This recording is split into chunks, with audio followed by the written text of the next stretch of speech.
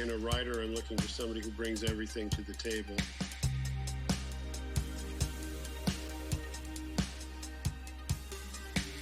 You know, who brings the heart, who brings their vision, and particularly who bring their brain to the table, so that they're aware of what they're doing and they're making conscious choices.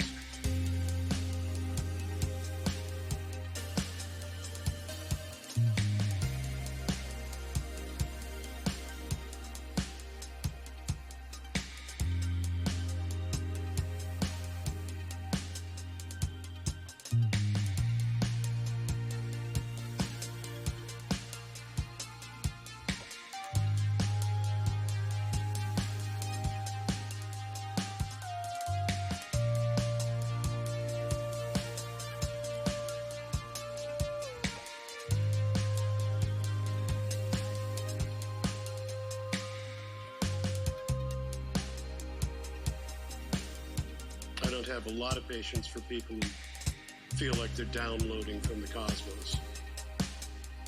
You know, just like, that's how it came out. You know, okay, great, now let's make it better. But, you know, just writing from a place of understanding rather than from a place of fear,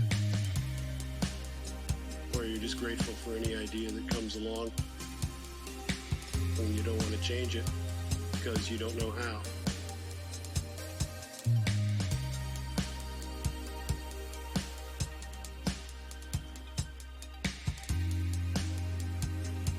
You know, it's not about the ideas, it's about how you support the ideas.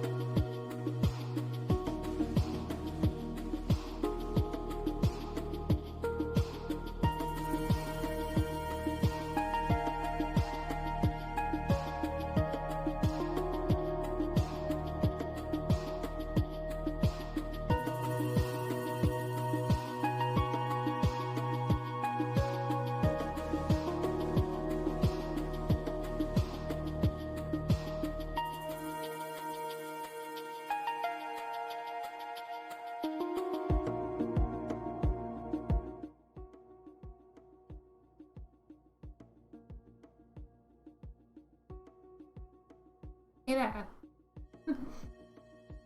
How are you doing today? I hope you're doing wonderful. I'm doing pretty good. Yeah, I got a problem with it, but fine.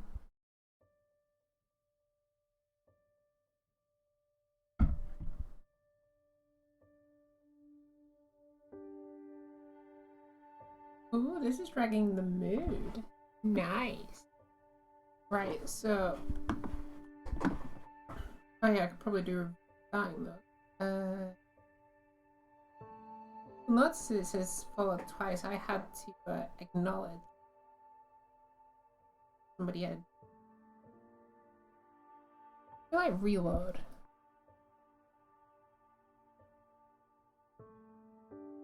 I do like property list. I do that and then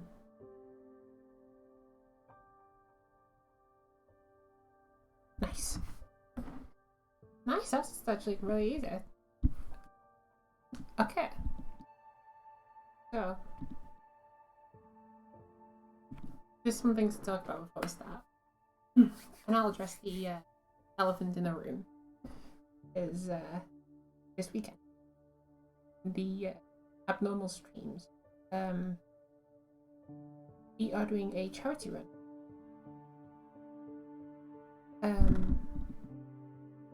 Weekend. Taking some slots. We might do some more in and out. If I'm going to start doing any, even start early, it may be Thursday. We aren't doing anything Friday. I need to make sure I'm awake, but we might do something Thursday in order to kind of get more of the word out. I mean, we could start now, but I just feel that it's not what Bloons wants, so I kind of want to get the word out there more, which is why I'm doing this. Which is why I'm planning on starting on Thursday, doing a full stream for myself Thursday, then participating in the super fun, donor fun.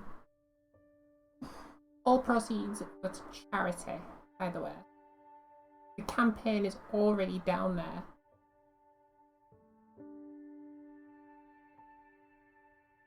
But we start Thursday. I'm thinking of something for Thursday. I'm thinking of something for the weekends. I'm not 100% certain what I'm going to do, but we'll cross that when I come to it.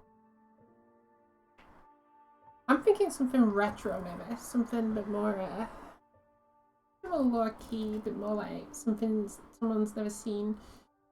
I'm thinking some like PS1 classics. I think I like Rayman 1. That's pretty cool. That's what I'm thinking. So that's this weekend and potentially Thursday. Tomorrow we're doing VR chat, which that doesn't change.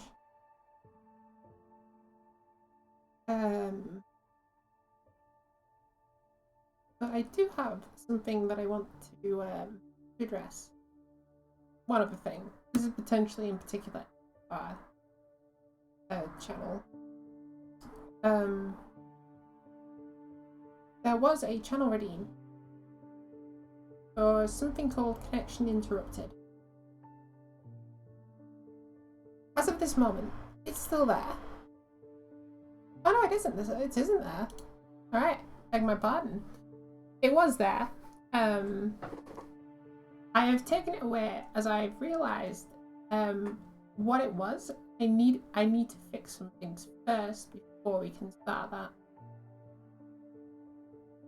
That is something. There is things I need to fix though before that happens.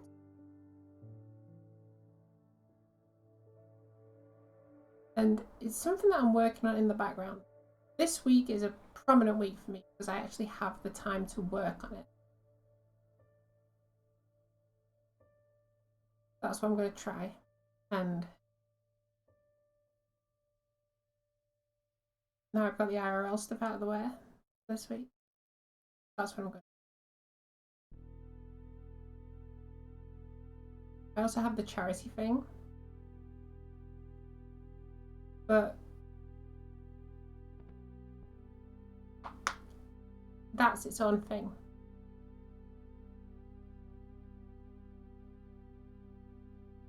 That's everything that it can do. That's its own little doodad. So we're just going to let that be. So, essentially Thursday, Saturday, Sunday. Those 3 days are charity days for us. Today and tomorrow, you can donate, but nothing will redeem, basically. So you can donate and it will go towards the goal, but any rewards or anything won't count. But we're going to start Thursday in order to kind of gauge the interest, so that then Saturday, Sunday, we've definitely at least raised some awareness for it. Because then we can continuously pass through the entire day and everyone's going to get like other people. It's fine though. Don't worry about it. Yeah. I also need ideas for incentives because the ones I've come up with aren't very good. Nevertheless, now that I've got the whole muck out of the way and we talked about that, let's get on to our actual I like this song. I'm gonna, there we go. That's okay.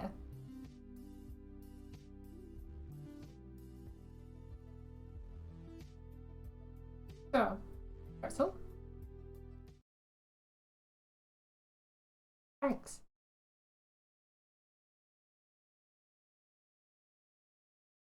Now we move on to today's main dish.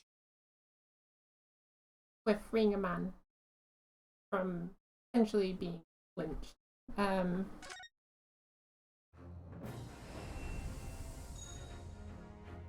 Now, I know what people are going to say about, like, you're going to do with this game. Here's what I'm going to do. We're going to finish the first one off. We're going to give it a couple of weeks. Because I basically do the voices for every single character in this game. Some of them sound the same. I'm not going to say I'm a perfect voice actor. Chris. It's the same thing, right? Not the point though. This actually takes a mega toll on your like voice when you just slam and slam and slam the entire like 3 hours where you're just talking and talking and talking. That's why the main character has my voice, because to my understanding he was going to be the one that spoke the most. He doesn't, it's everyone else. So that's how this goes. So we're gonna finish off case 4 at case 5, which should take us about to October time, November time. And then we're gonna hang off for a little bit. I'm not sure when we'll come back to them.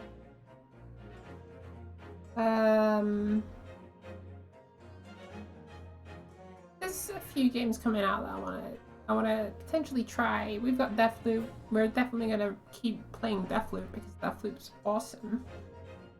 Celeste is ongoing. Dark Souls, we've pretty much just got to finish one DLC, so something will replace Dark Souls eventually. Because I don't know if I'm gonna carry on, but we're gonna do this now, and then we can kind of talk more later, like during this. Let's start.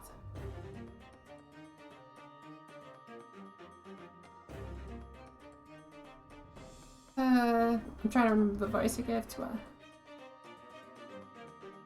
Well, I hope everyone can see you for what you are now, you foreign little trickster.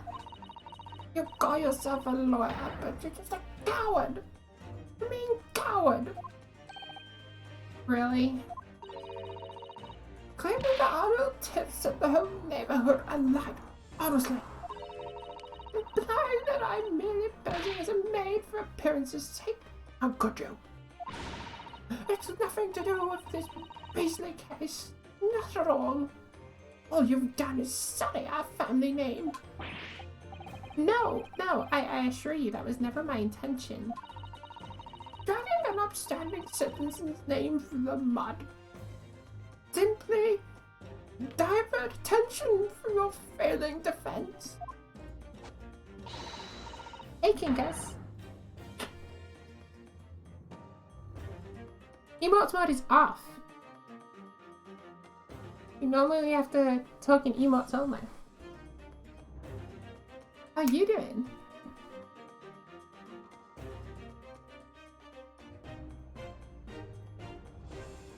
You should box your ears. That's what I should do. It's utterly unforgivable. Too right. Here we go. How long we've sat here now, listening to this nipping and he's snouting our fancy foreign theories. But I think it's about time. At the end of the day, the only person who could have possibly stabbed the victim is that little hunchback with a moustache. He ran away from the scene too. I do declare you're right.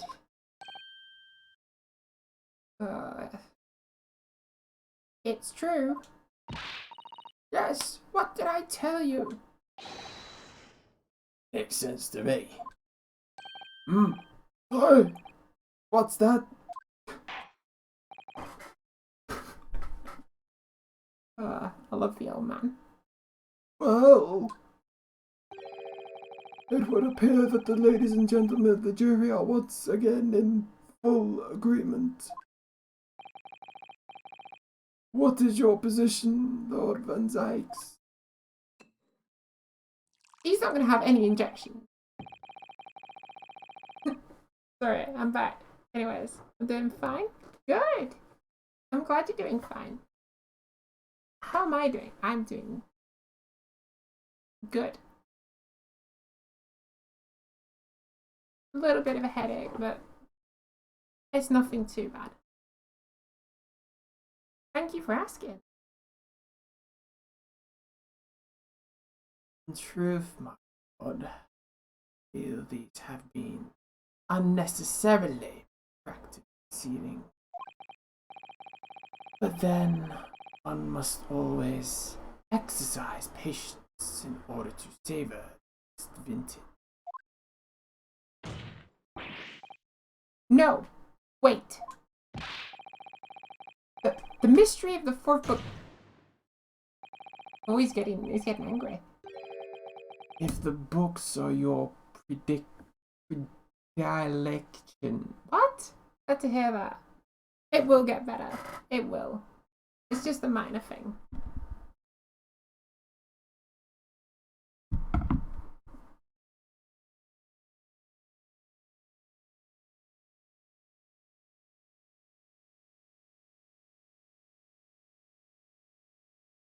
We go.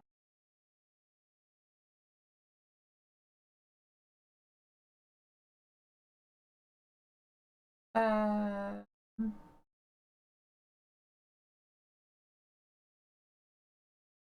give that one back.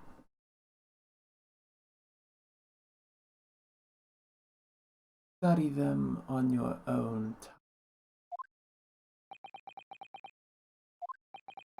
time.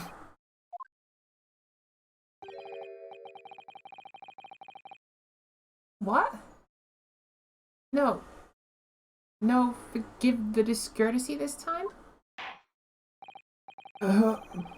In that case, ladies and gentlemen of the jury, will you now state your individual decisions regarding the defendant's culpability to the court to hear? Guilty!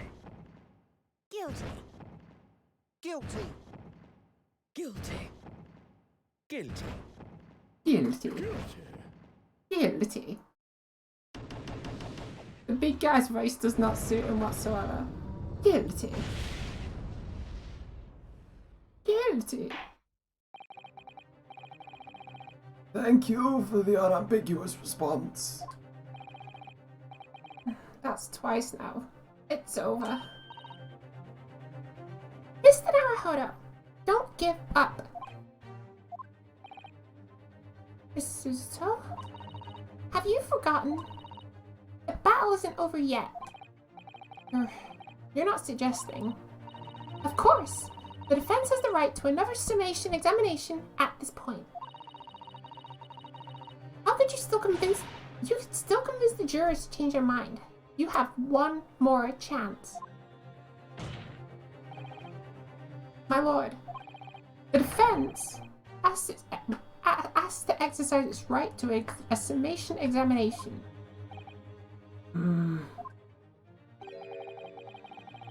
You believe you still have tricks up your sleeve?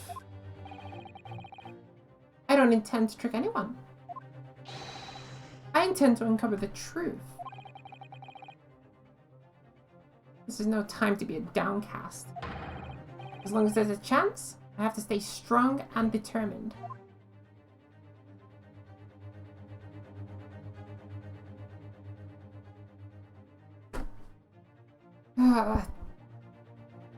You could have chosen a better time to do that.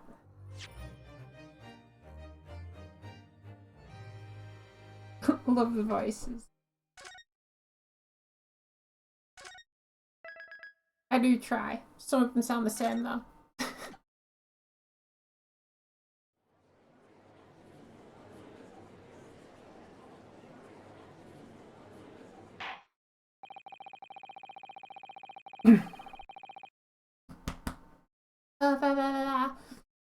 I have considered the defense counsel's request for a further summation examination of the jury. That's not the right voice. And I have determined that the court must uphold the defense's judicial right to this procedure. So, counsel, we will now proceed with your second summation examination. I presume the jury is ready, Mr. Foreman. We are, my lord. Very good. In that case, I must ask each of you now to state clearly and concisely for the court the grounds on which you find the defendant guilty of this crime.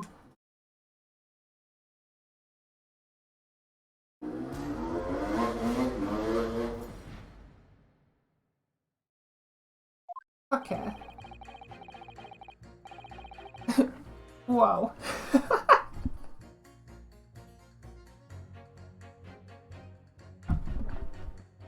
Your throat's gonna hate you for that.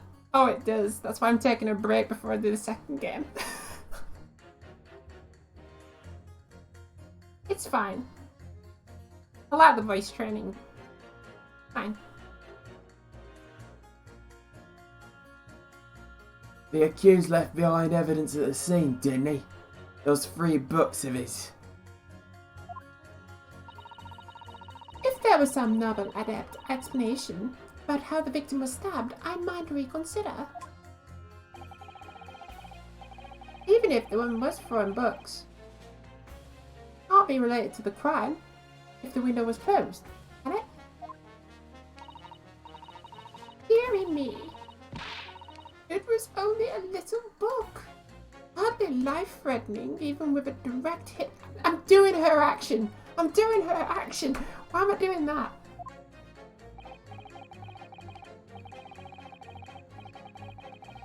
Look, I just want to get this over with. If I don't bring home some pay tonight, I'm going to be in a tiny bit of trouble. Come to think of it, we had a fire at home a while ago. It gave me the sneezes.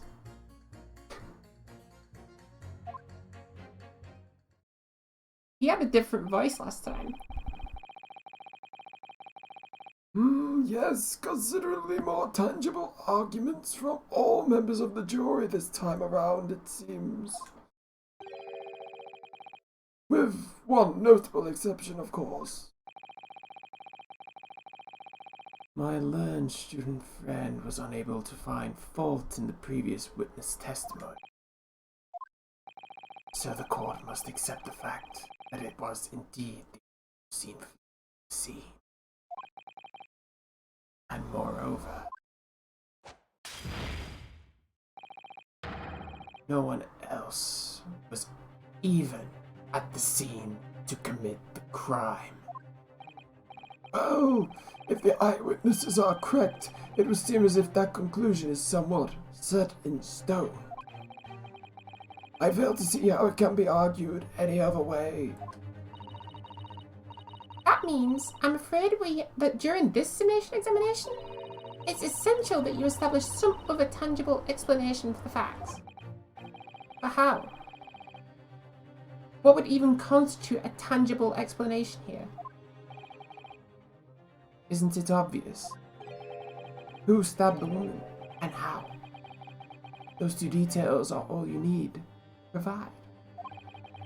Simply give us a name and a method by which the attack was conducted. And there I was thinking this might be hard.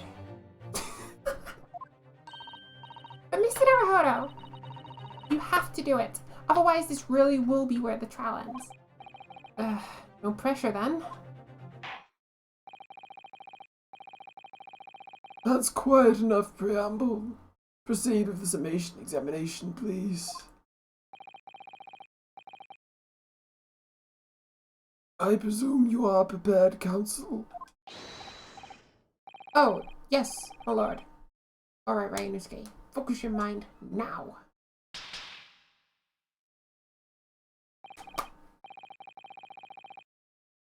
Clearly the key to this summation examination is going to be juror number 4, the maid. Or should I say Mrs. Gardeeb.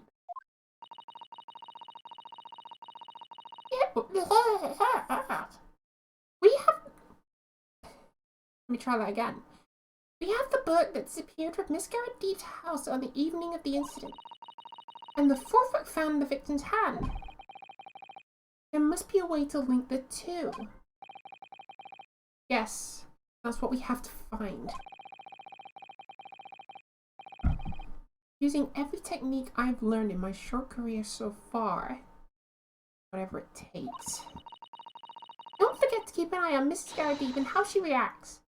Even to those things other people say. Ooh.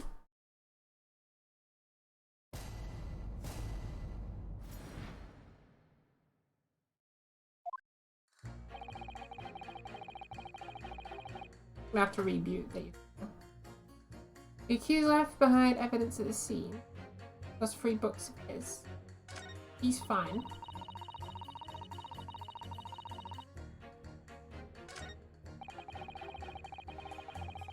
Probably related to the crag. Who knows closed? Was it closed?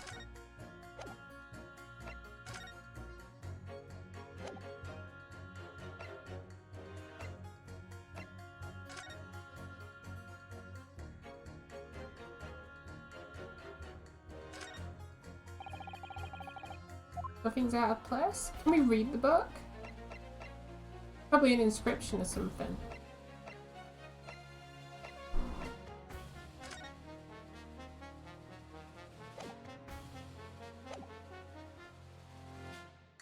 Hold it! Hold it! But what about the possibility that the window is open? What about it? I mean, this is no way it could have been. How can you be sure? The prosecutor fellow over there said it earlier, didn't he? Windows in London are no joke. You don't want to invite it's sort of cold indoors. But no, the window wasn't open. Us Londoners like sitting by the fire and staying warm, see? But you couldn't categorically state that the window wasn't open, could you? It just wasn't. They wouldn't have opened it. And what's the point in even having windows then? Counsel, you will kindly refrain from childish bickering. Oh, sorry? Somehow I need to show that there's an undeniable possibility that the windows were open. Because this young man isn't going to budge otherwise. Ooh.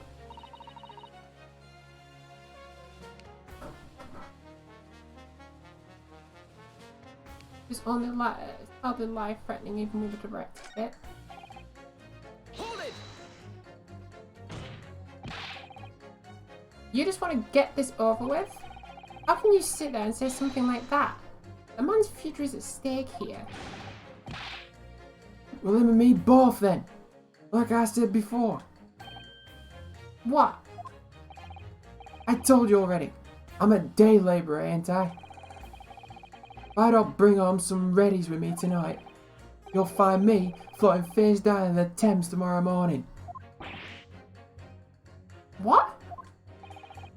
You heard me. My missus ain't want to mess around, you know. She can be fierce. Believe you me. Another shining example of marital bliss. It's definitely like the London couples. A situation like this cropped up the other day. It was, well, do you know, it's funny. Can't quite remember. Sorry? It was too frightening, that's the thing. Must have blocked it out of my mind.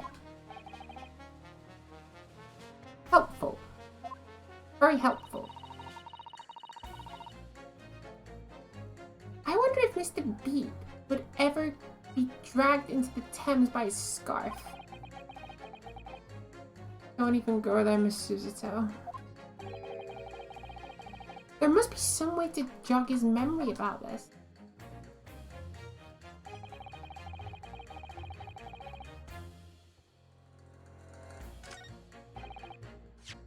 I don't have anything that could, like, jog his memory. Plus, I can only press. I can't even present to him. Hold it! If he had a fire,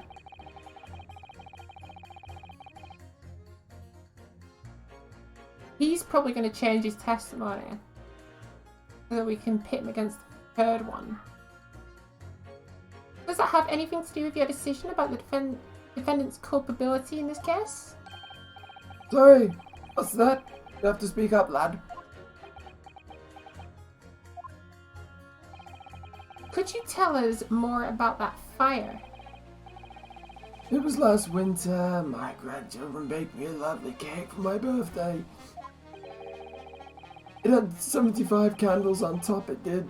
What a sight to behold. You put candles on a cake? What? Is it some kind of devil worship? Oh, of course not. It was an angel cake. To celebrate my birthday, obviously. It seems that it's a common custom here in Great Britain, Mr. Naruhodo.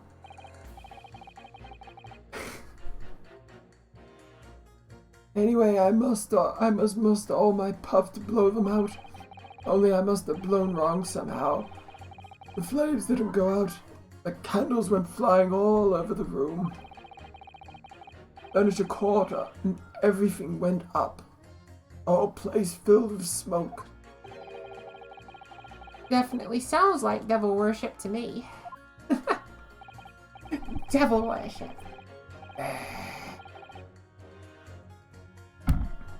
And by the sneezes.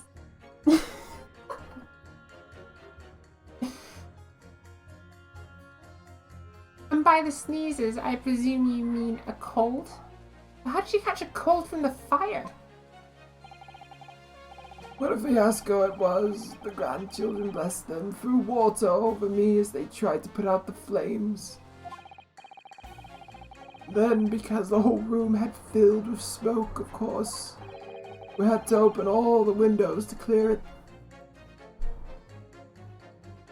There we go.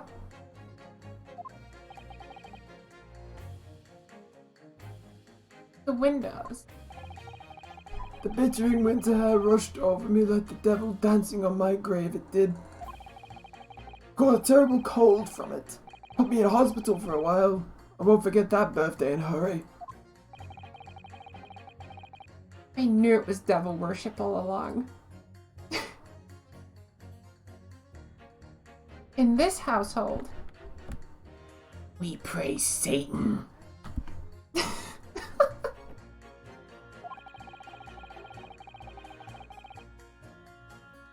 there's something about this old man's story is playing on my mind for some reason. We need to demonstrate who, apart from Mr. Natsume, could have attacked the young woman on the street, as well as how he or she could have done it. Yes, but once again the jurors' statements are full of personal prejudice. A lot of them seem convinced they're right, even in the face of logical arguments to the contrary. I think you're going to need to pit them against each other in order to force an alternate explanation. Yes. I don't necessarily need to find contradictions between their assertions. Just the connection might do the trick. See what I can do. I'll see if anything stands out. And then I'll go for the strike. Or right for the throat. That's the spirit.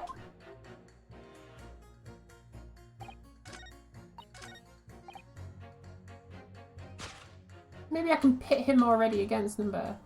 Objection. Ooh. These two juror statements clearly contradict one another. They do. How exactly, counsel? Don't point at me again. I told you, it wasn't me. What's that you say? Speak up, lad. Speak up. Juror number 3. Do you see? Oh, me? See what, sir? Did you hear juror number 6's account of his birthday celebration last year? It seems, despite being a Londoner, he once opened his windows in the middle of winter.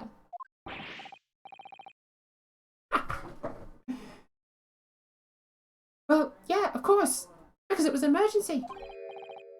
I mean, obviously, if the room's filled with smoke from fire, then you'd be mad not to open the... Oh. Exactly. On the day in question, at the time of the incident, there was a fire at the Garadeep household, and Mr. Garadeep had the following to say about it. Gaim.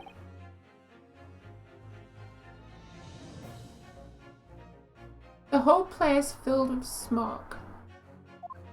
Oh my.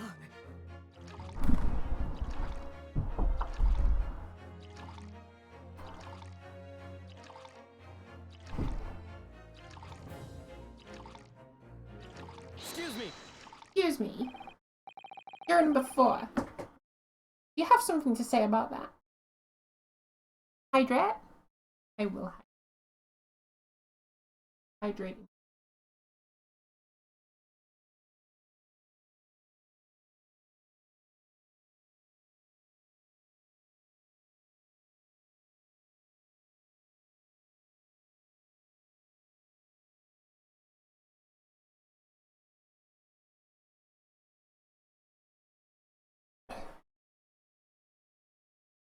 Whoa.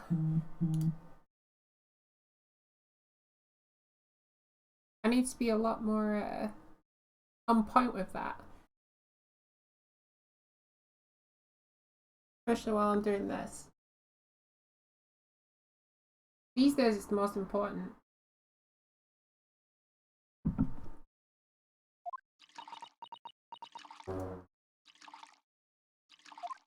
Do you have anything to say? Mrs. Garadeep! How dare me! What is the meaning of this? How dare you imply that I am hiding who I really am? It's imperative that you confirm something for the courts. So please, it's time to drop the pretense now. What is this? When the fire started in the house, in your house that day, did you or did your husband open the window? What? I beg your pardon. What are you insinuating? The room would have been thick with smoke after the carpet and bookcase caught fire as they did. In a situation like that, it's inconceivable that you wouldn't have opened a window. Ooh. And what if we did? Oh, alright then. Yes, you're right. My husband was frantically trying to open the window, which can't have been easy since I continued to give him a justly and deserved book battering, even though your house was on fire.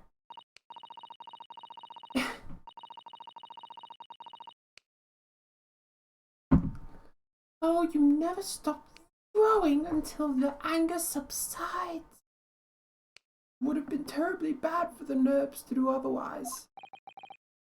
Of course, I should have realized.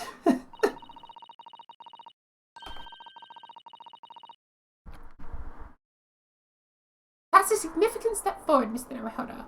You've managed to establish that the window was open. You simply must have that added to Mrs. Garrett Beebe's formal statement.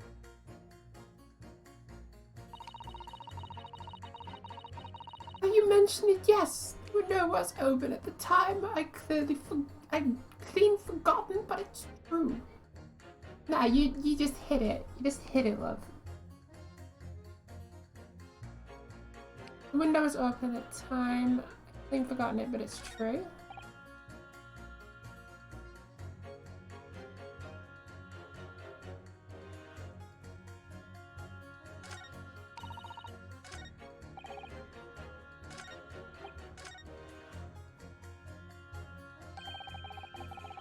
So the window was open when the Garradibes were arguing that day. Yes, Mrs. Garradib had finally admitted to it, which is a very significant victory for the defense. I feel like the fog's starting to clear.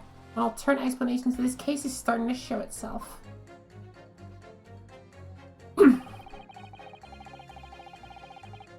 So...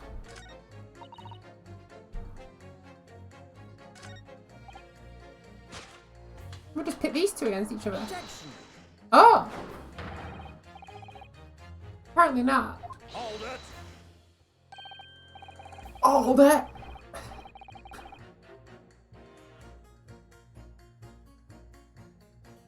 I'm sorry, but as foreman of the jury, I have to object. That is complete nuisance.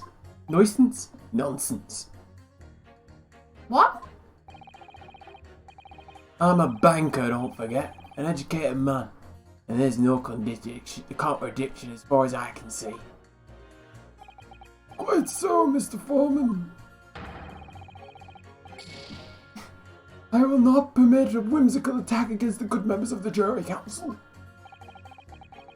There was nothing whimsical about it. Noise. Ents. Nice.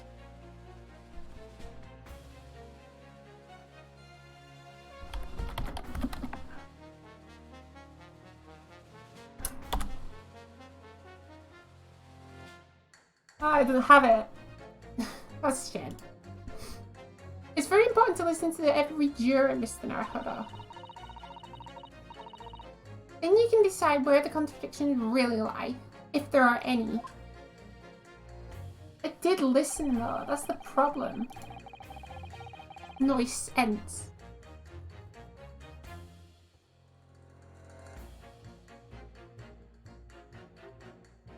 Hold up, that wasn't your voice, right?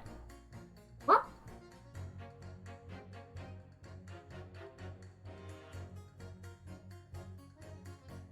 What wasn't my voice?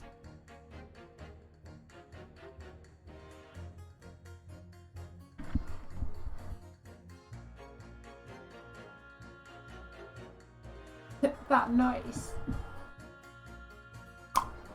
Nice.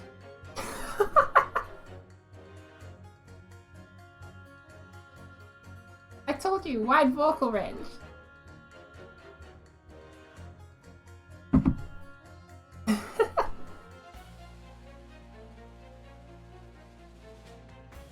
Impressive.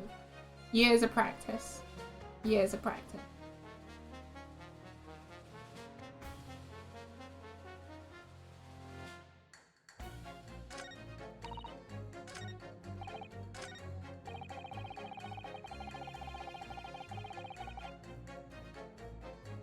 That's when the chill gets to you.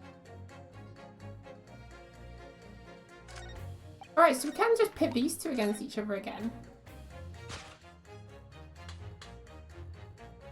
Oh no, because they've changed their statements.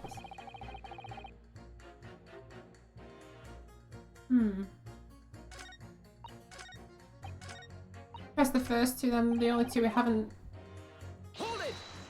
looked into.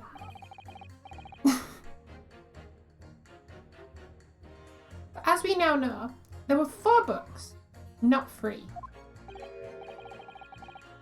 Well, what difference does it make? There's every possibility that the 4th book, in fact, belongs to the defendant's landlord. Yes? That's the part I have a problem with. Sorry? Well, at this point, the woman was stabbed. The landlord fell at his home, wasn't he? Enjoying a fierce scrap with his wife or something like that, you said? That's not exactly how I put it, no. Well, anyway, the point is, the fellow and his wife were somewhere else when it happened. I think that that's what you call a strong alibi. So it can't have been the landlord who did it, which only leaves the Nipponese fella.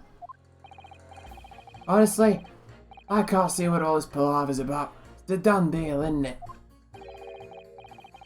I suppose it is, since I've nothing witty left to say.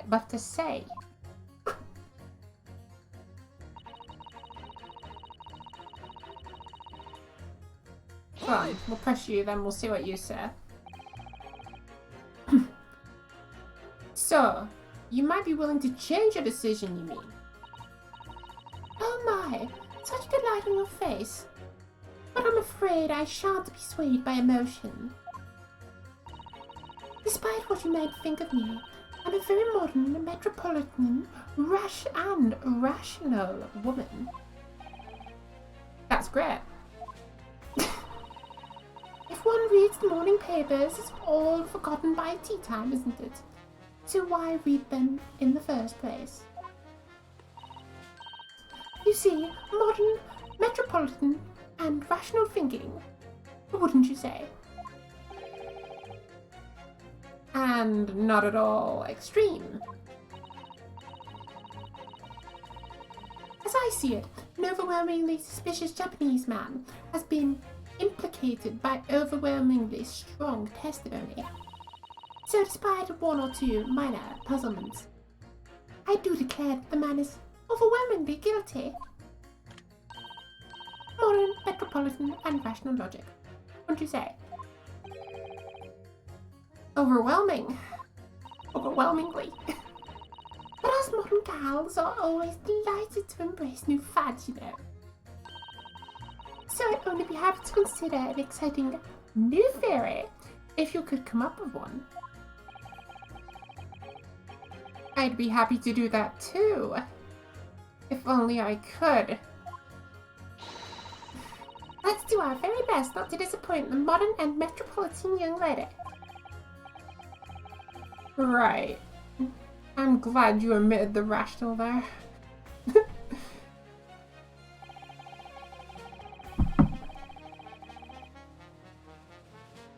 You'll have to press this guy then.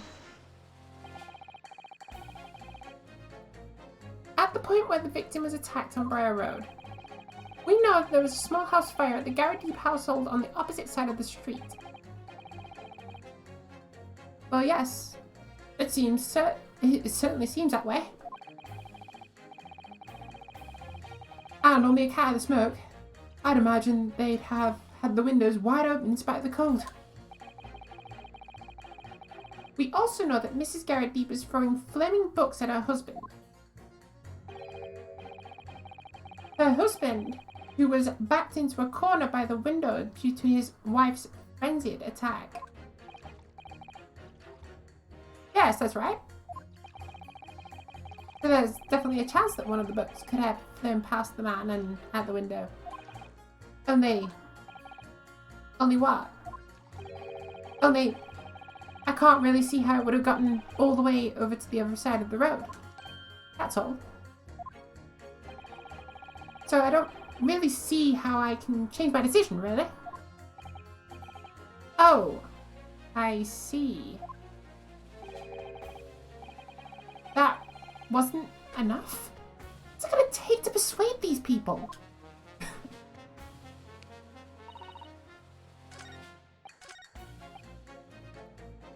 Hold it!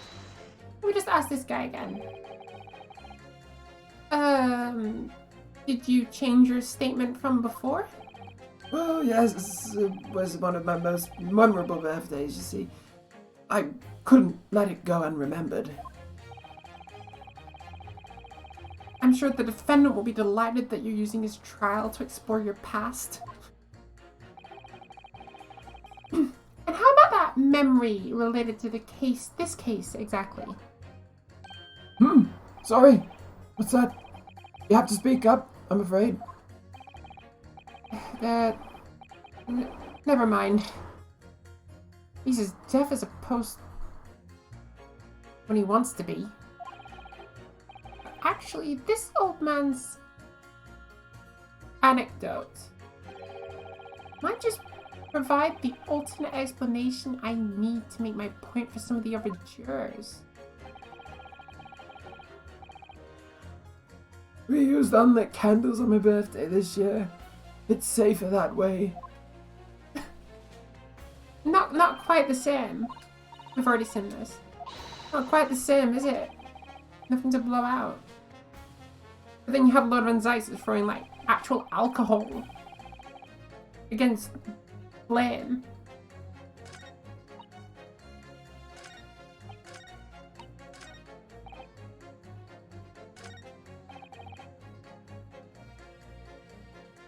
You have to open the windows to clear the smoke. That's when you get the chill. I've already pressed everybody.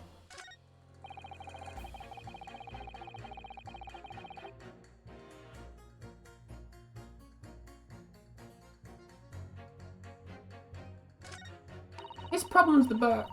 So no lit candles equals no sin. Hey, you got a point.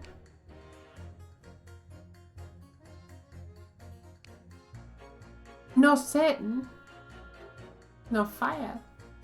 Ooh.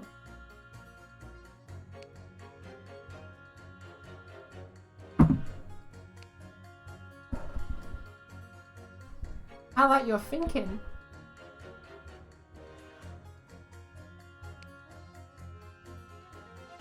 Window was open at the time.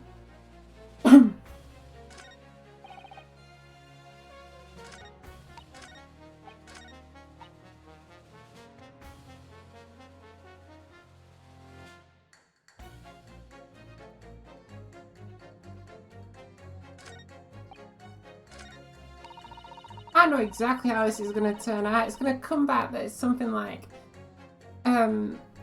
she was having an argument with her husband and then she threw like one of the knives.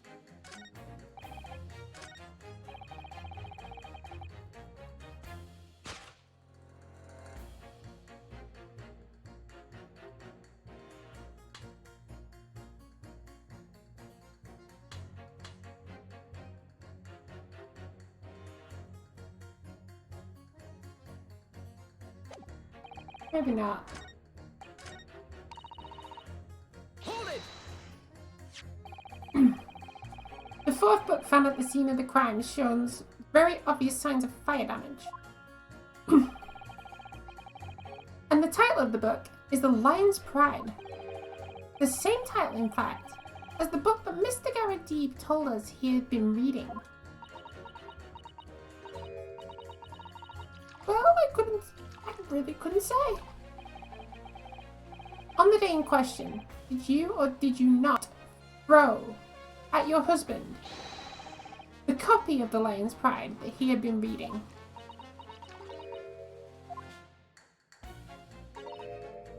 I did?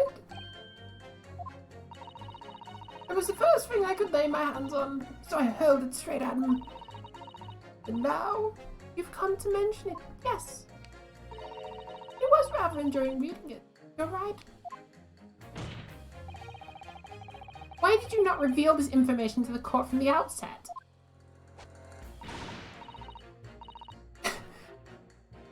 She got in by surprise.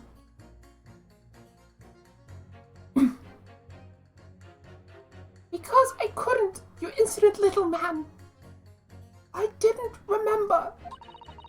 At times like that, you pick up and throw whatever you can lay your hands on. Whatever you can lay your hands on as well as you know. I really don't. I barely noticed I was throwing a book, much less the title of it.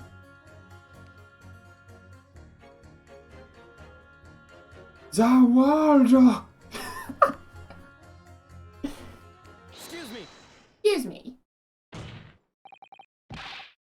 What is it, juror number 5?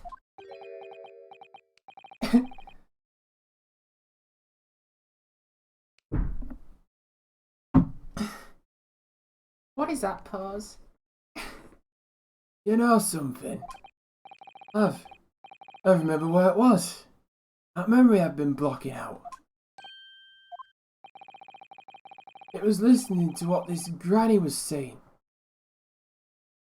Brought it all flooding back. Who are you calling a granny, you cheeky devil?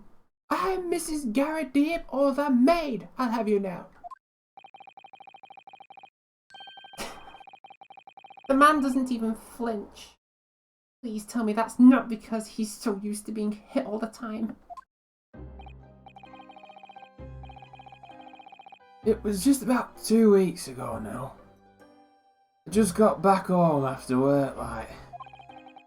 Put my hands in my pocket for the wages I just earned that day, and I nearly died. It was all, every last penny had dropped out. Oh dear. What a disaster. We've all been there. You hadn't heard the half of it, boy. Oh? The wife was cutting up some chicken at the time. I could hardly get the words out, but I told her straight. I've lost a day's wages, love. Next thing I knew, the blade was whistling past my ear. Stuck in a wall next to me, it did, about 1 inch deep. No words. Just terror. Just terror.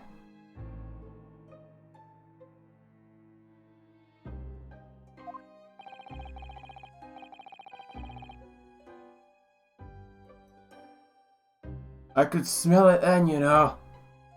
That god-awful stench of the Thames. I was sure I was gonna end up face down in the muddy banks that night, I can tell you. Now, that's a real disaster, innit? I'll never use the word lightly again. Anyway, point I'm trying to make is this. When women lose their rags, they'll throw anything at you. Knives, hatchets, hammers, you name it. Mr. Naruhodo, you mustn't think all women are so short-tempered and unrefined. No, I wasn't thinking that. Throwing household objects at people is, well, so uncivilized. At least attack with honor, using a bow or the like. What? Attack? Who are you going to attack? Never mind. Anyway, this man's words could be rather significant, I think. Alright. We'll come back to the bow and arrow thing later, if I dare. Exactly, that's my reaction.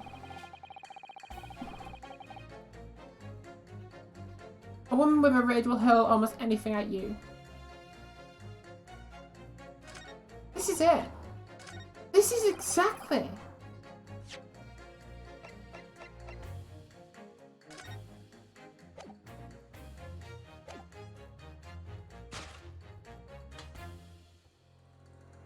Objection. There we go. Those two statements clearly have a deeply significant connection.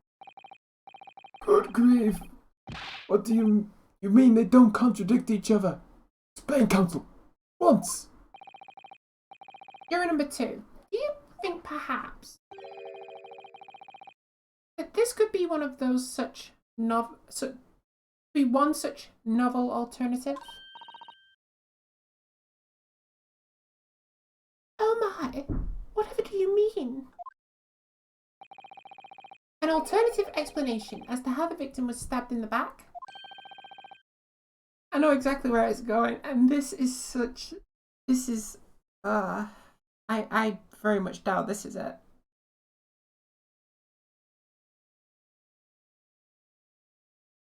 What are you talking about?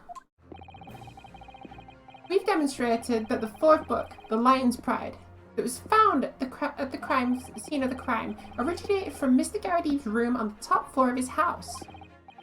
Therefore, it's equally possible that some other object beside the book would have found its way from the Garrity household to the street below. Yeah, what's that now? After all, Mrs. Garrity could have thrown any number of different objects at her husband. Isn't that right, juror number 4? What are you insinuating now? You little beanpole? Beanpole. I'm beginning to think that ever since the true origins of this book came to light, perhaps she had a feeling this might be what happened. Now you sit here, you Eastern Gala. As the foreman of this jury, I demand a straight answer. You give us this yarn about some other object making its way out of the house. But what? What was it? I'm really taking a big gamble here. That was a bold accusation to make, but I haven't got real evidence to back it up, so I'm gonna have to go with it, I guess. But I'm certain that at the very least this warrants further investigation. Alright, Mr. Foreman. I'll try to explain the defense's theory. The other object that found its way from the Garrity household to the scene of the crime was El Knifo. Take that!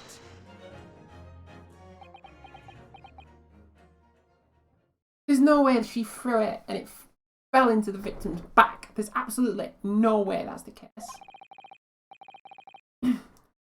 Juror number 4.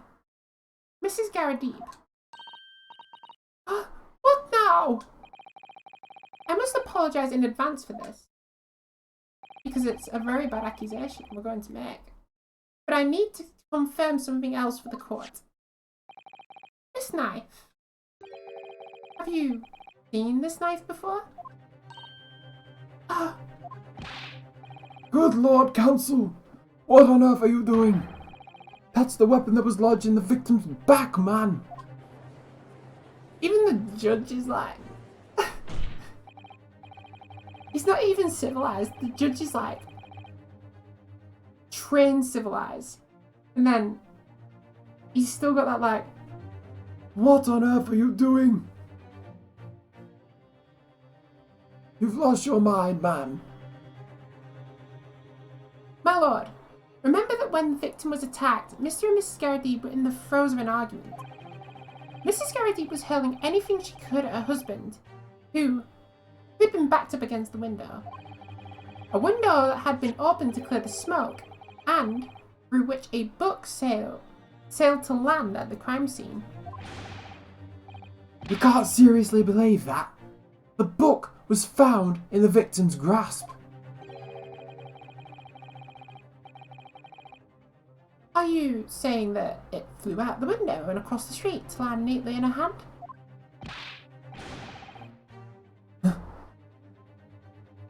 Even my missus ain't got aim like that. Yes, I admit there are many details we don't understand. But that's the point. That's precisely why. We must not allow this trial to end. Not right now. Oh my.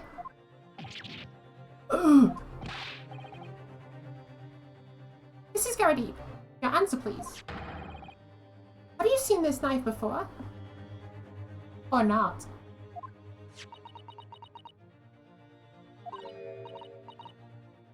Oh,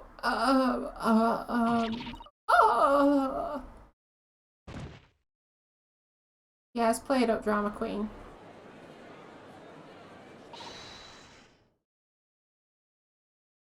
My lord? My lord, I wish to change my decision. I'm a woman of my word, after all. Thank you, madam.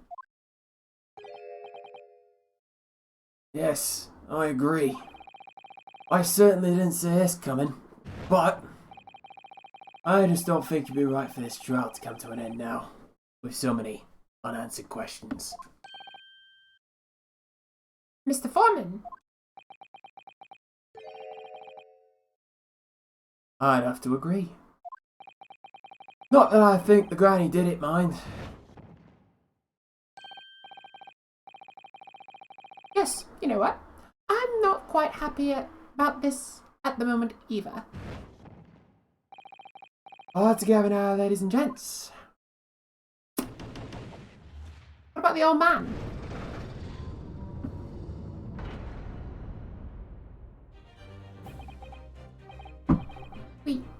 We did it! Oh, congratulations, Mr. Naruhodo! So, as a result of the defense's summation examination, the number of jurors' leanings have changed. 2 jurors called guilty against 4 now calling innocent. Accordingly, the opinion of this court is divided. And this trial will continue. Why can't we go back to having no leaning? I feel like that's a better option for them.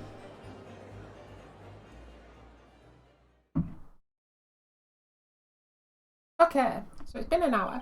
I'm going to BRB for exactly, well, I think it's about a minute it usually takes, so I'm going to BRB for 1 minute. And when I return, we will carry on this. I will leave you in the lovely hands of Pretzel, my man.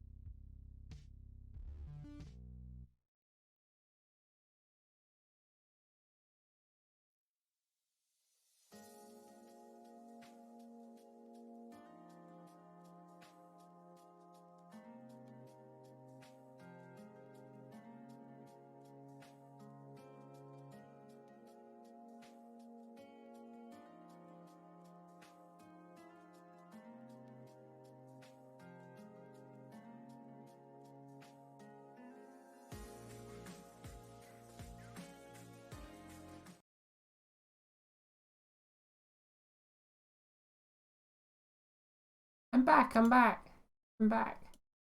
Whoa. Shame, I like that song. It only comes on every now and again. That's unfortunate.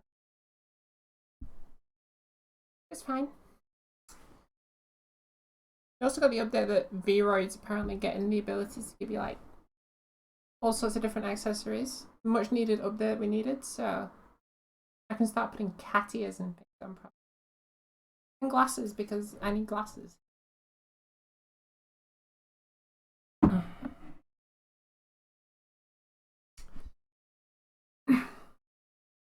Okay.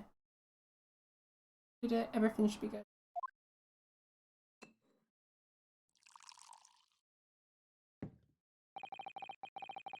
This trial is rapidly descending into a farce.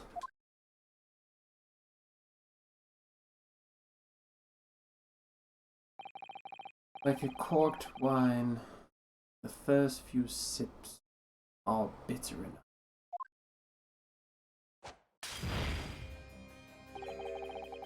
But what follows is so repugnant. It's good for nothing save the gutter.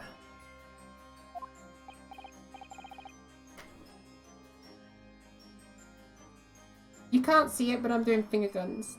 Hey. If I may, Lord Van Zykes,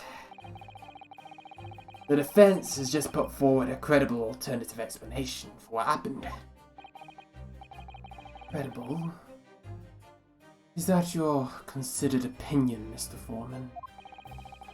The defense's argument is a joke, to which I barely know how to respond. But let me start by insisting that you must all familiarize yourselves with the relative positions of those places being discussed. What do you mean by that? What's his angle this time? He's gonna assume that there's no way that where she was attacked it could have happened. Oh, I missed something. It should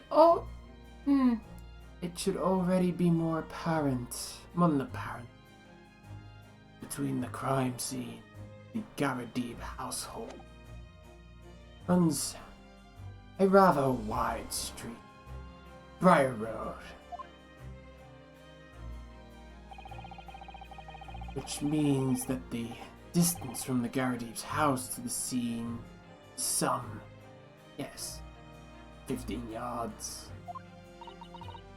Let me see. 15 yards. That's around 14 meters. 14 meters? Oh, that's a little further than I had imagined. We were at the scene of the crime. You should know how far that is.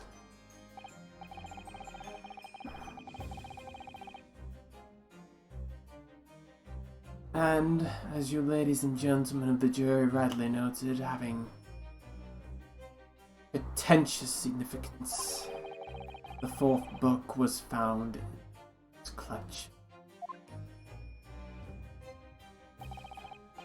In other words, the smoldering book,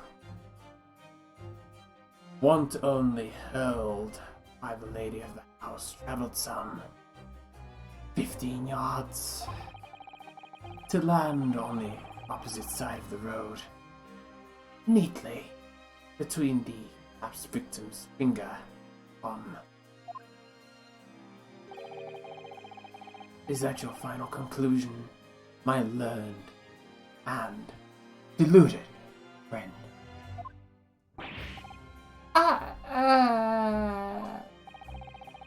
And did the jackknife follow a nearly identical trajectory to plunge into the middle of the victim's back? This fantasy is somewhat stretching the notion of having a bad day victim, I think. Even those pathetic detective stories have more believable plots.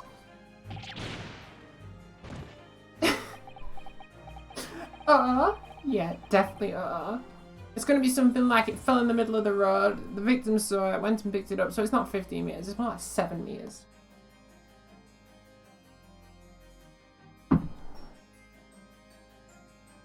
And then obviously she bent over to pick it up, the knife fell in her back, she moved forward back to the other side of the road, fell over. Oh my god, no, that doesn't actually make sense. No, given how she fell, that doesn't make sense. Oh, indeed. that prosecutor master loves the sound of his own voice. Miss Suzuto? Do you realize detective stories are pathetic, aren't they? Are they? How dare he? Maybe let's pick our battles here. My lord, might I be allowed to speak? As judicial assistant, you may speak for the defense, yes. I wasn't here from the beginning, so I have no idea. It's alright. It's a continuation from last week. Basically, all that's happened is, the concept of the case is, and all we've learned is, that the defendant of this case is lodging at the same place where these books have been hurled from, except they were on the top floor, he's on the bottom floor. And the night of the attack, it was all foggy. He was walking back from collecting his own books, and supposedly bumped into the victim, and she immediately collapsed. So obviously he got scared and ran away. But we have witness testimony that basically says some people saw him running away.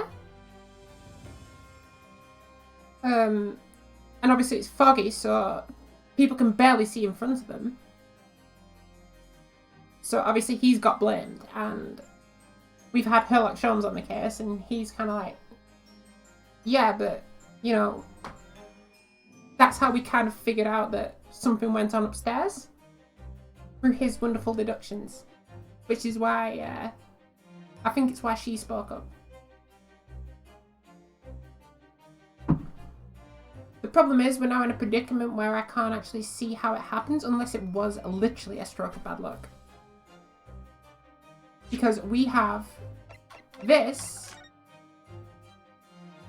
which is basically proof, and she's led the wrong way in order for that last theory to have made any form of sense. Unless there's some unknown third party.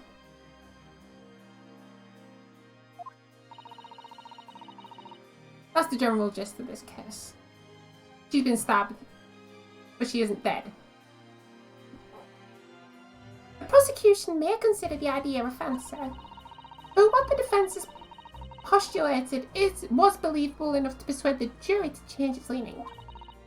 And as such, the court has a duty to explore this alternate explanation as thoroughly as possible.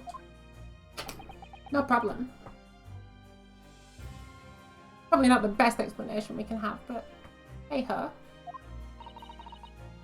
To that end, juror number 4, Mrs. Joan Garadib, must be called to testify and submit to cross-examination. Saints alive! A cross-examination of a juror! Yeah, and let that police officer have like a proper sleep. Jeez. Order! Order! Order! Well, this is highly irregular. It is unprecedented for a member of the jury to be summoned to the witness stand. Objection!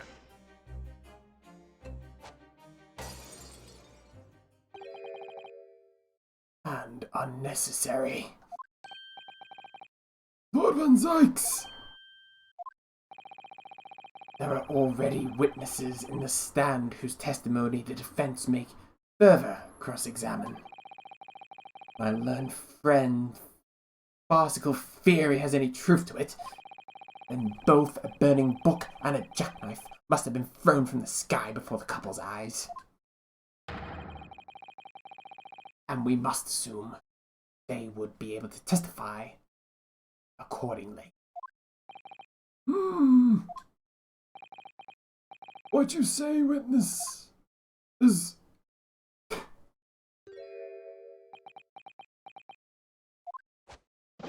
Let me try and remember his voice.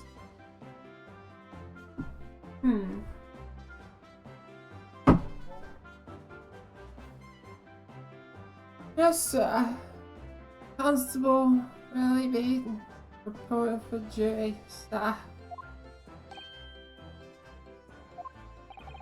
Well...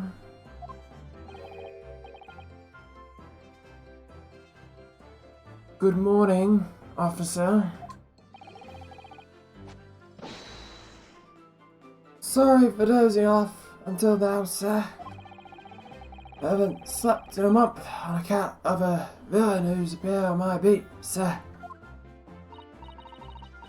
So, they are so heroic, these London bobbies. Patricia, my darling, I've been neglecting you, but no more. Oh, Rolly, my hero, you'll make me swoon.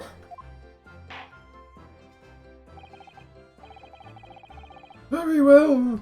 I hereby reject the defense's request Oh, and order the witnesses in the stand to testify again. Stay forward before the court any details pertaining to the defense's alternate explanation of events. yes, sir. He's a tired police officer, so I have to sound tired. Constable Beats report. This case has nothing to do with Mr. and Mrs. Garradine. Believe me, a London Bobby is good at his word. You see, sir, the windows on the top floor of the Garradine's house are top hinge casements. Obviously, if anything had been thrown out of the window, we would have seen it. I did leave the scene to go and fetch help, but my trusty Rolly was there to make sure nothing was disturbed. I didn't take my eye off the crime scene for one moment, sir. Nothing strange to report on that front, sir. I forget the voice I did for him. That's what I'm trying to do. It's a bit different now because he's actually awake, so I can't do the... Can't do that voice. Well, this is quite startling. The top hinge casement windows. That detail was not in the police report, Constable. Oh, he's doing it. He's doing the thing. He's doing right, no. Yeah. Sorry about that. I must have been a little drowsy. Sleepy Bobby. Shy Bobby. I always get visions of the meme with a cute little anime girl. Is that two fingers together, like shy look on her face? Can I get like the your credit card number and the 3 little digits on the back?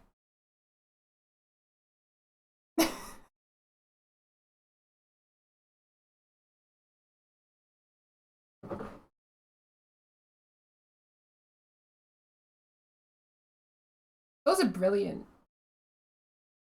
I like the Windows Error one as well. Check for credit card fraud online. Your credit card number. 3 digits on the back. Check now. I know which one you're talking about. I love those memes. Stuff that's so bizarre and will never work. It's amazing.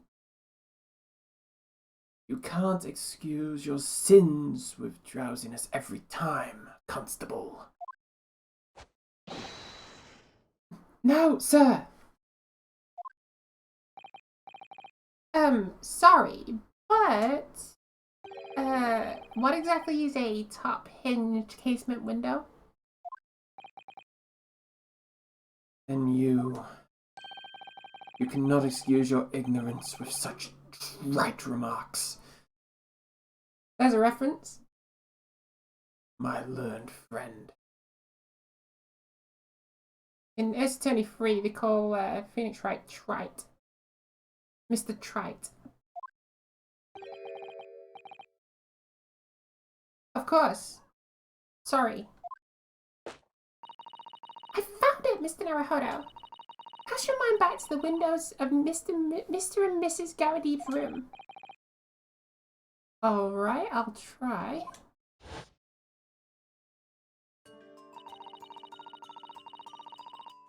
So, the window opens in order to allow air to circulate inside the house. But, as it's a top-hinged casement window, it swings open along the upper edge, you see. Ooh.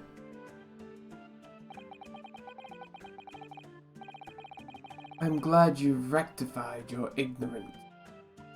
A casement window's most prominent feature is its stay. A metal bar which prevents the window from being opened beyond a certain.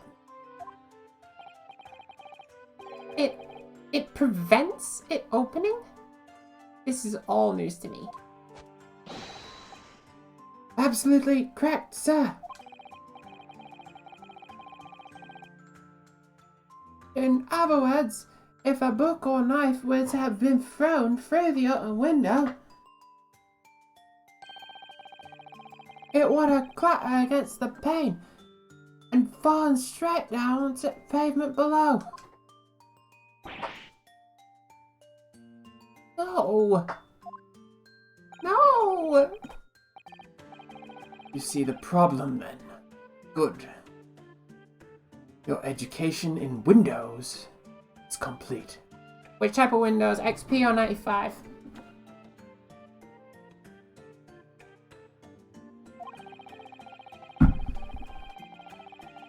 There was never any possibility of either the book or the knife traveling 15 yards over the...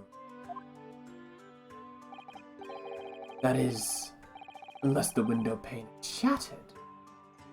Something we've discounted already. Did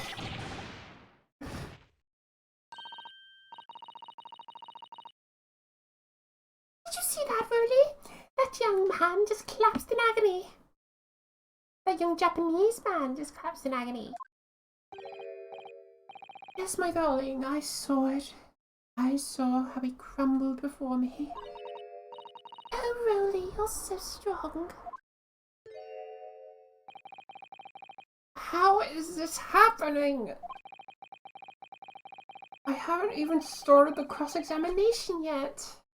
And already my argument's been destroyed. Thinking face.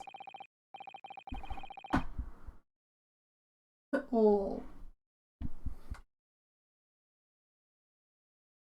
I could run you through every tidbit of Windows XP. I have training in XP and above. Don't ask me to run you through 95 though, I've got apps.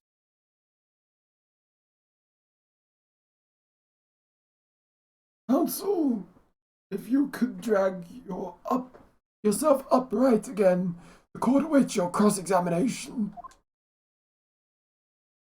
I'll certainly try, Your Honour. Oh yeah, it's my lord in this. My lord. Oh good. Another desperate situation.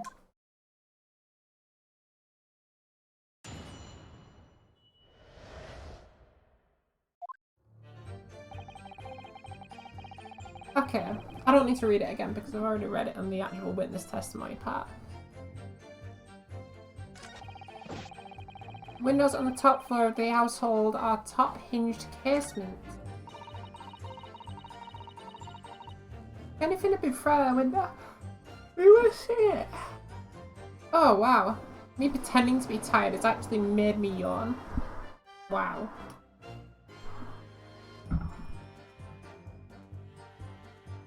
Obviously, if anything had been thrown out the window, we would have seen it. Not necessarily, because it was foggy. We did leave the scene to go and fetch help, but my trusty Rolly was there to make sure nothing was disturbed. Oh no.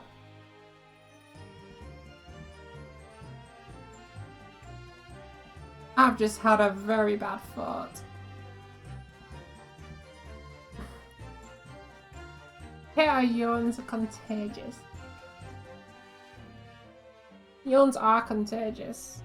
It's even worse when you're working and then someone yawns. It just takes you right out of it.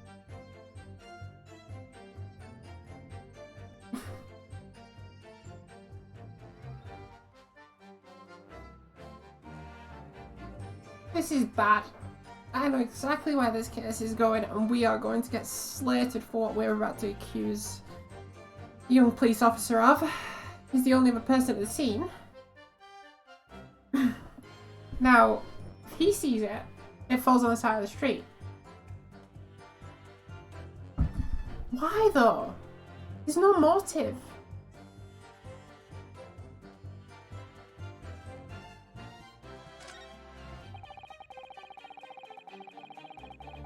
Nothing strange to report on that front. Yeah, if these two are in cahoots.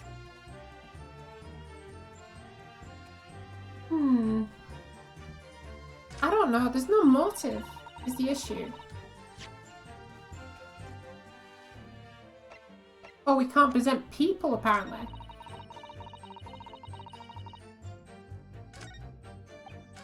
Looks like I have to press everything.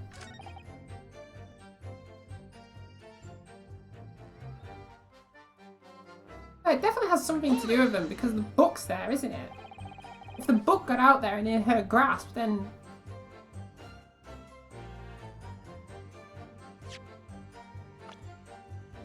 Because there's nothing that links...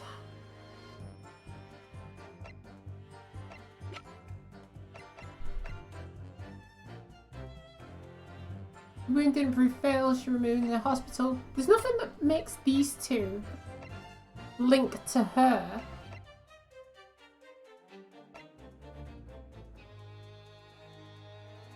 Also, can I just say I love his picture?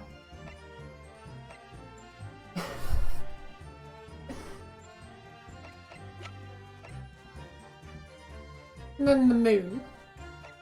Present moon. And then pretty much my mental state. How can you say that for certain? A very good question, sir. And the answer is this. It has the notifying principles of the force written on it as a reminder to all policemen of our sworn duty. He showed us that before, didn't he? Did he? Can't say I remember. To patrol the streets of London town, uphold peace to the common man. That's what the job's all about. And that's why I can stand here today beside my long-suffering wife and tell you Bobby's good for his word.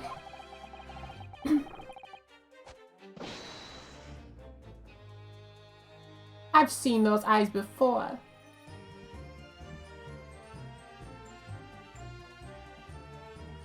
Oh, rubbing my tired eyes a bit in the sigh. Oh, really? You're so manly. Of course I am, my darling Patricia. Oh, Pat. Oh, really?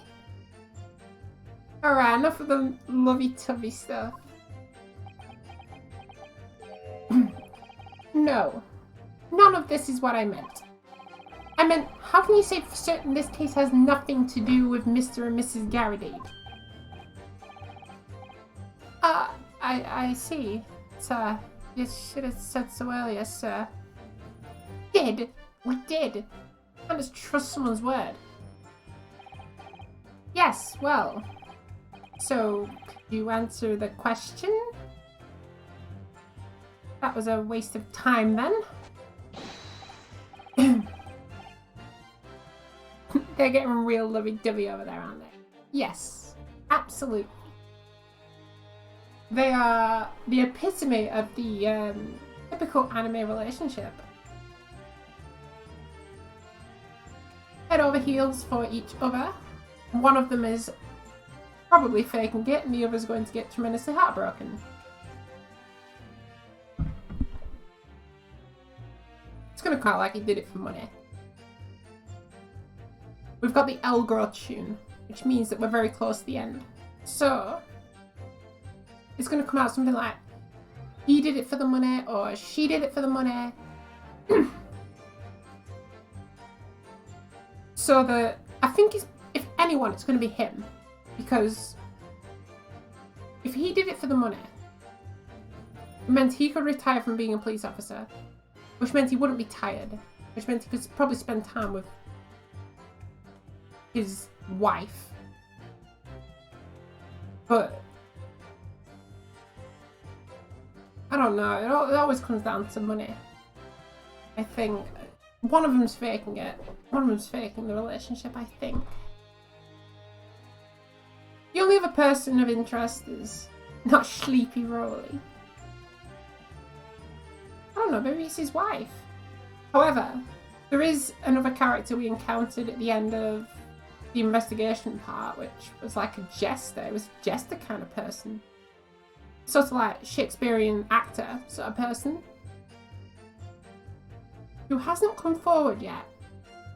And is quite obviously part of this case, so... If anyone probably did it, and it's not one of these two, it's probably him.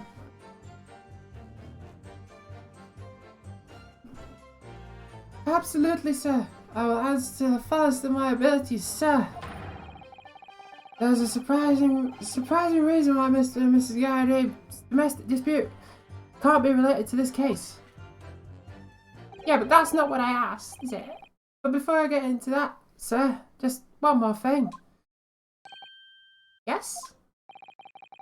I'd very much like you and your countrymen to understand the great British institution of Scotland Yard. So I hope you'll take back some of the tales of London, us London bobbies, and how we uphold our guiding principles. I wasn't planning on going back just yet. I just arrived here. So to that end, sir, I'd be happy to lend you my warrant card for your per usual. But I must warn you, you won't be able to get it through without shedding a few tears.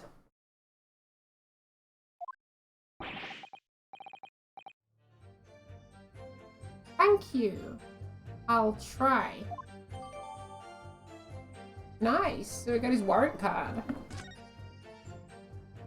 I will be investigating that, thank you.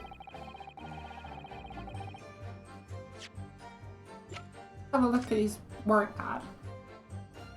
A policeman will strive to preserve the peace within his allotted beat. What a good stream title. What did I put? Jumpy Mancy by Rookie Girl. Pretty much.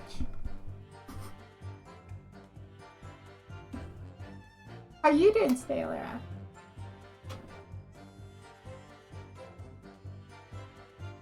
I forget what I put down sometimes. Although I haven't seen anything of Natsume today, so... I can only say that half the title has appeared.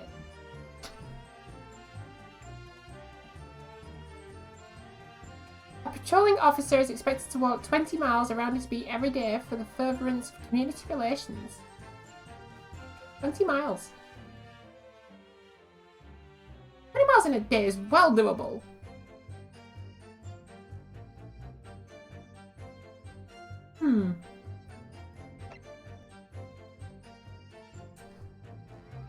Any crimes fall under the jurisdiction of the beat in which they are discovered. When a crime is discovered on his beat, a policeman must assist with initial investigation and help detectives.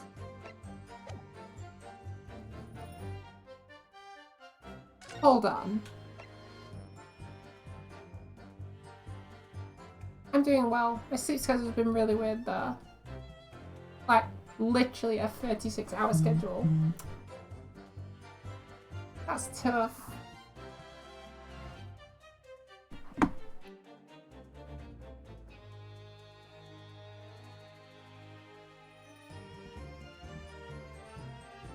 mean, I'm hoping you can fix your sleep schedule soon.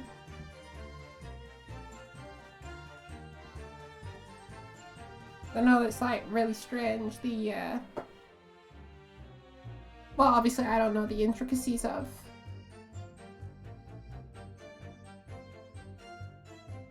your sleeping schedule and your working schedule, but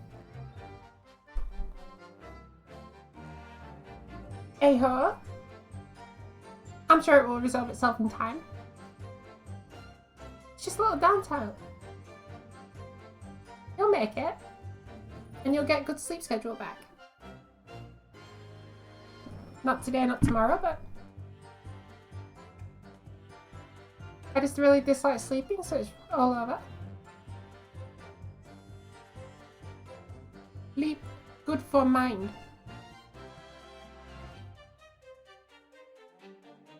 Look at this guy. This is what happens when you don't get any sleep.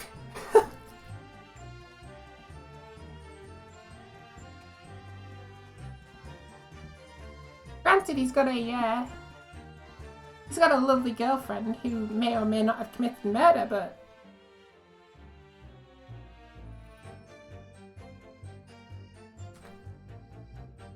sleep good.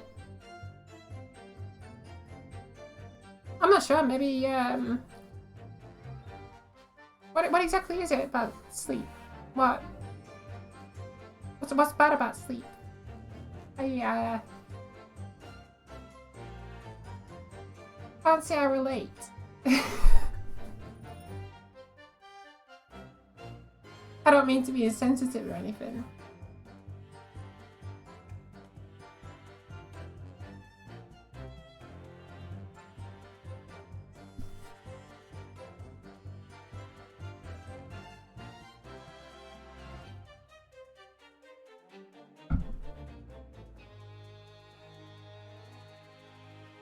Sleep's good for the mind. And even if you can only get 2 to 3 hours, that's still better than none.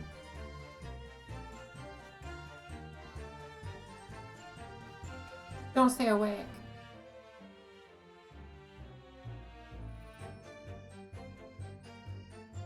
Your body needs time to recharge. You'll get there. You'll do well.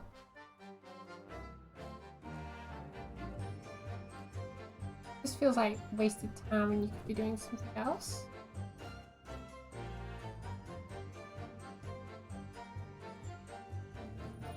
See, it's a really touchy subject because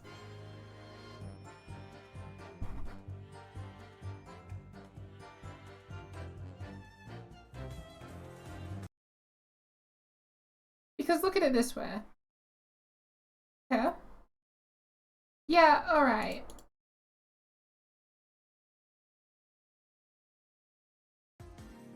Alright, yeah. Look, you lose the time that you spend sleeping. Right? But if you're tired, right? Let's say you're overworking yourself and you're working on lots of other things.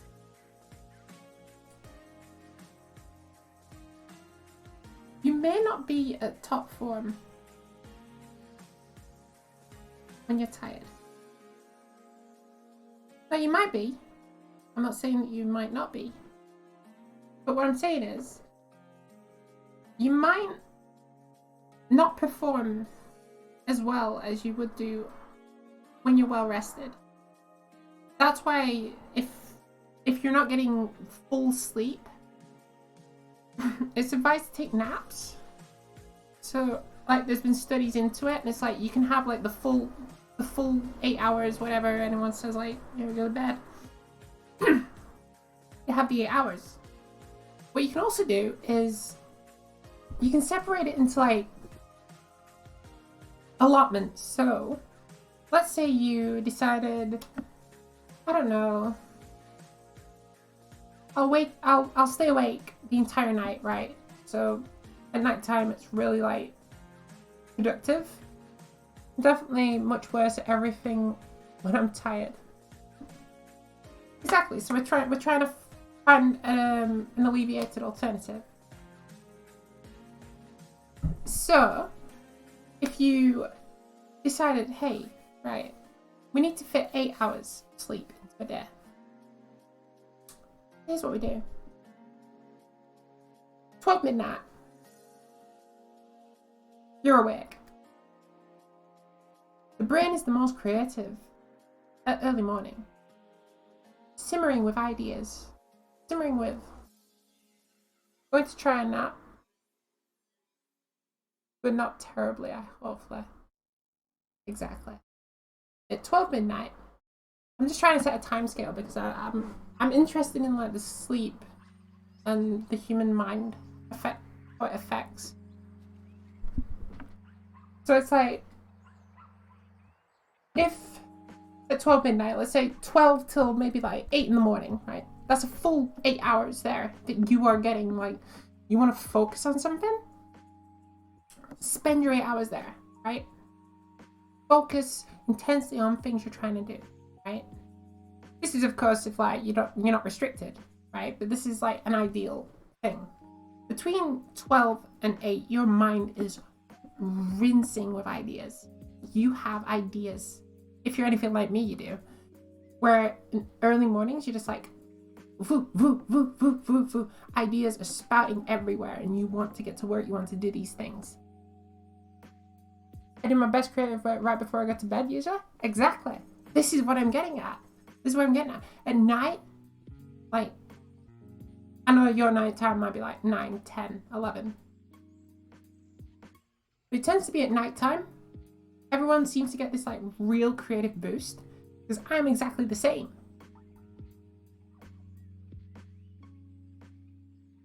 You'll probably tell this, right? I am not as intrinsic. I don't think intrinsic's the word, but I'm going to use it because it sounds cool. I don't think intrinsic is the... Let me try that again. I'm not as intrinsic in the morning. When I was doing streams in the morning, which was like my like 8 a.m., I was literally dead because my mind can't function in the morning. I want to like sit down. I want to play something mindless. It usually revolves back to COD Zombies, right? Because it's mindless fun, right? The problem is, in the morning, that's all I want to do. I just want to sit down. I want to play a casual game where I don't have to think about anything. But I was playing games like Celeste, which obviously requires like brain power and requires your brain to be like on form and on point.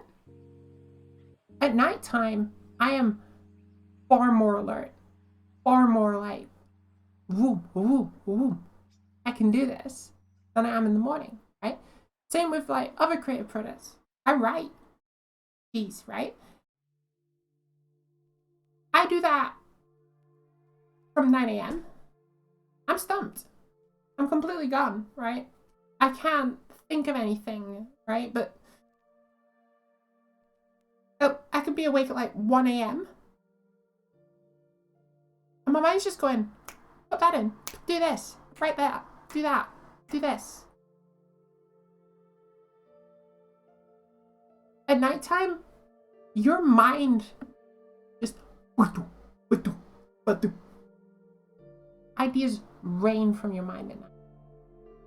Which is why I'm saying 12 a.m. till 8, because 8 o'clock's roughly the cutoff point. And heck, I used to work nights, so I know exactly how it is. Especially 3 a.m. 3 a.m. might be the cursed hour, but you get the most creative works you ever have at 3 a.m. Trust me.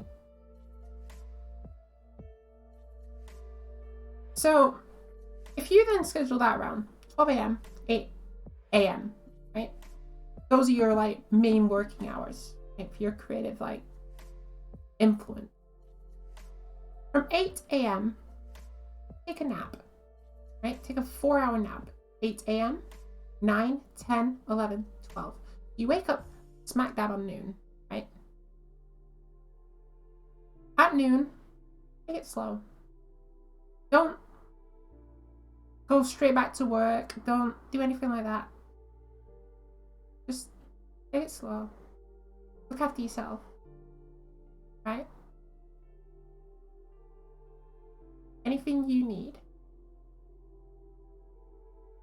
Make sure you're looking after yourself. Make sure your health comes first. Yeah? Once you've done that, take it slow. Maybe a couple of chores. Maybe like cleaning up. Maybe like making sure that everything's done. Everything's neat. Everything's tidy.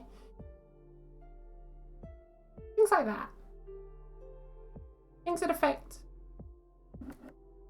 the outside world.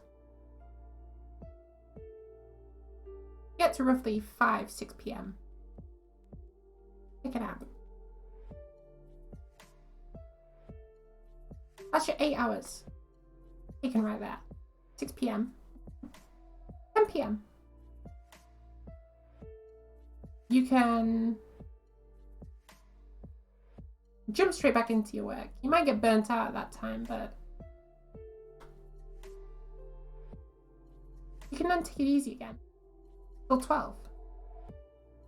If you set like rigorous like working hours, like we were actually working a full day,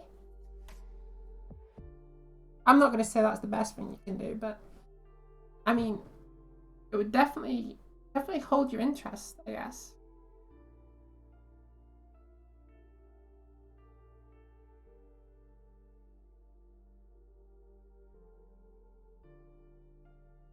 There was another study as well.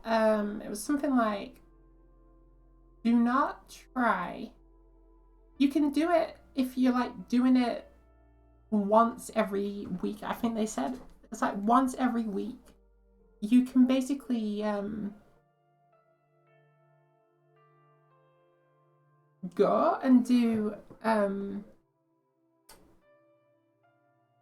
this is very strange, right? Because obviously it's study, but apparently you can actually survive off 5 hours. People were saying like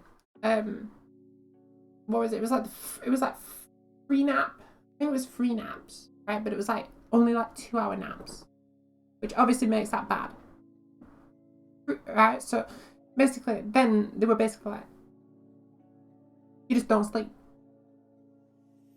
You're taking like 2 to 5 2-hour naps every day.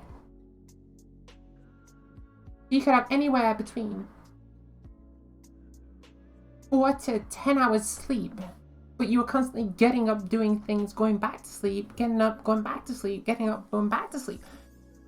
If you do that, that apparently is more detrimental to you than not sleeping. Somehow. You can do it for a day, that's fine. But apparently if you do that consistently, that will harm you. I don't understand how that works. I don't understand anything about the psychology behind it. But I found that really interesting. Because how can naps affect you?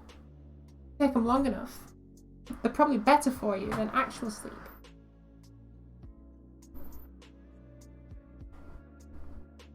It is interesting. It's a bit more there, but not everyone's cup of tea. But hey ho, it's worthwhile thinking. So long as you aren't doing that, I don't think that would be detrimental to your health to take a nap. Take 2 naps a day, and then do your most creative work at the times that you feel are the most creative times. You can alter your sleep schedule around that. Don't be doing 36-hour sleep schedules, because that's obviously not very good for you.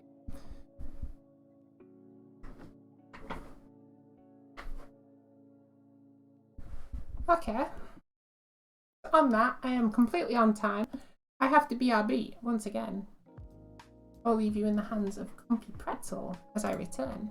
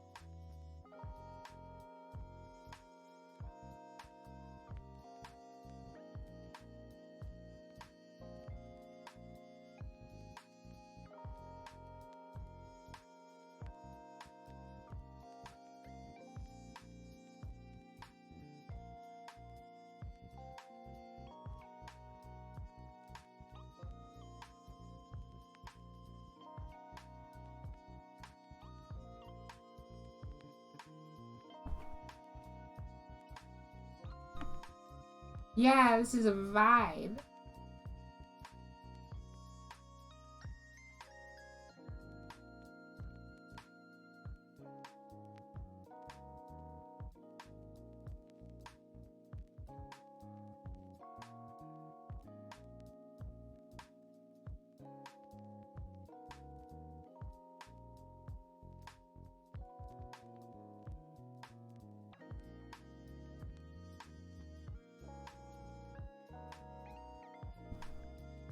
Okay. I want to get like vibe trackers. I'm sorry, but I am once again going to sleep. You get some sleep. You take care of yourself. You look after yourself. That's offline again.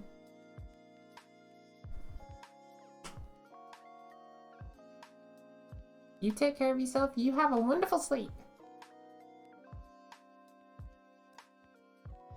Off to dreamland you go.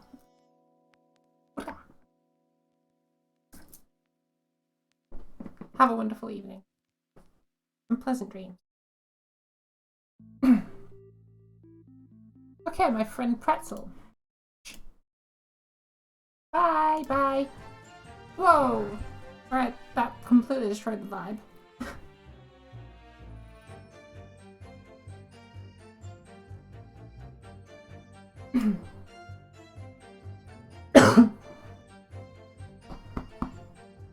I want to get like vibe trackers so that I can move my arms about and things. But current situation, can't do that.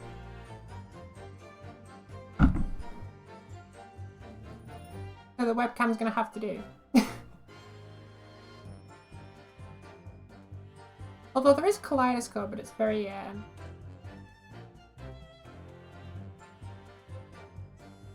very laggy, that one. Yeah, top hinge casement. Hold it! Alright. See what he says. By which you mean they don't open fully, is that correct? Yes, sir.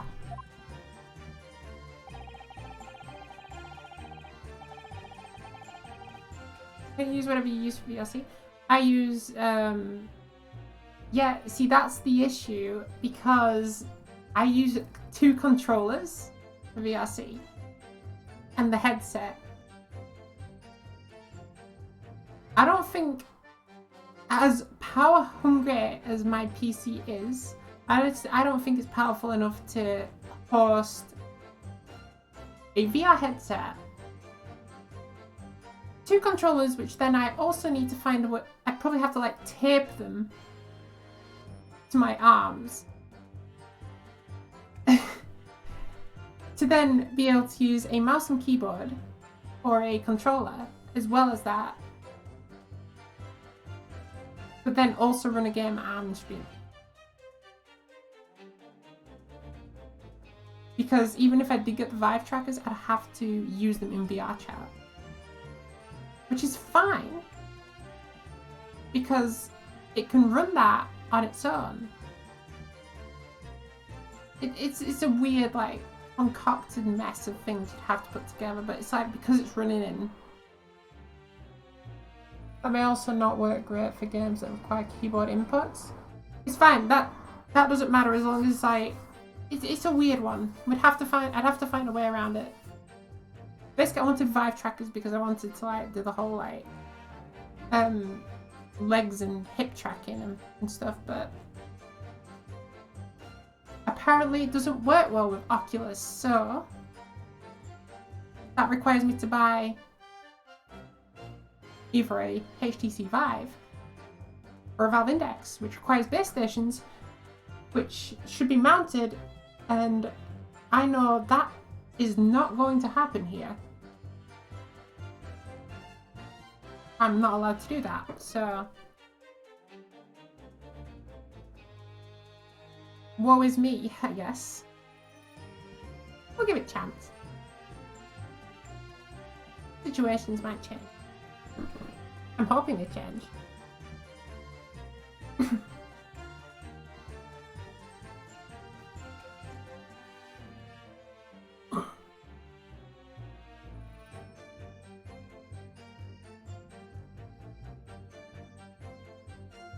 Sorry, I'm trying to clear my throat. It's just... Ah!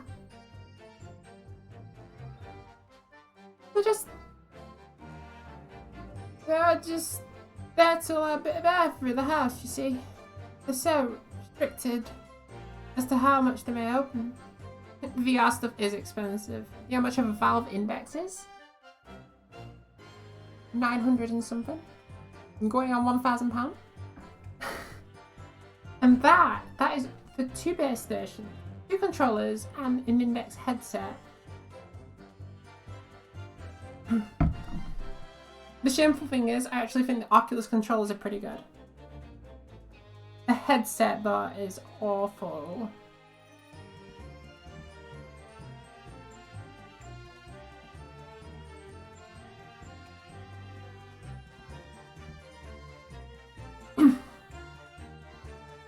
Granted, I got that, like, I got it really cheap for what it is, so I count it as a win. Even though I call it awful, it's still a win.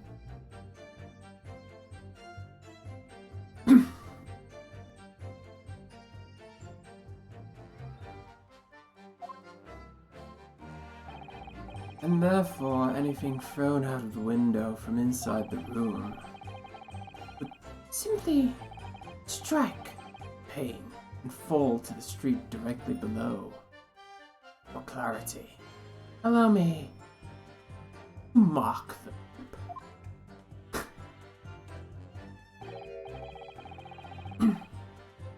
Here is the location where objects would have fallen. Yes, directly opposite the scene of the crime, on the other side of the rather wide road. Would it have been so hard for somebody to mention this top hinge casement thing before? Well, I have another question for you, Constable. And what would that be, sir? How do you even know? Why would you have any idea what sort of windows Mr. and Mrs. Garadive's house was furnished with? Well, sir, that's very simple. You see, I helped with the investigation yesterday. Excuse me. Excuse me? Excuse me. Not even excuse me, it's just excuse me. You have something to add, Mrs. Beat? Sorry? You look, well, delighted. Is there some particular reason for that? Oh, well, I was just remembering, that's all. We were so lucky. Lucky? What do you mean? Well, of course, I feel terrible for the poor woman who was attacked. Don't misunderstand me. But we're just so lucky it didn't happen on Rowley's beat. It was so close, you see. Oh, I hadn't realized. Oh yes, that street, Briar Road. That's the boundary between Rowley's beat and the next one. Isn't that right, my love? He's tired again. Constable Beat.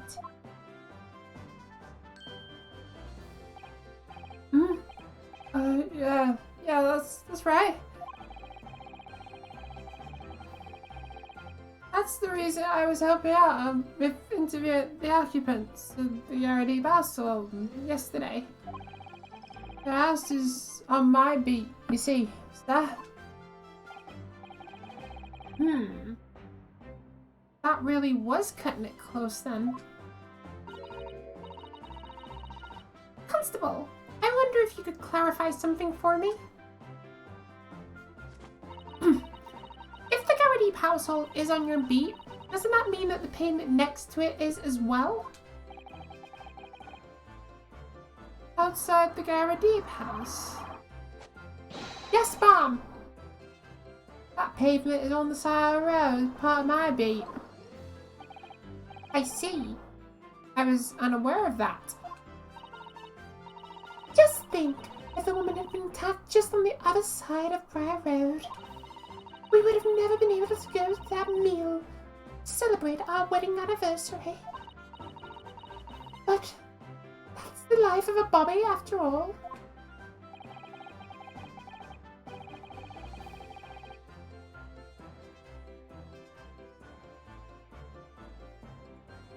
Oh no.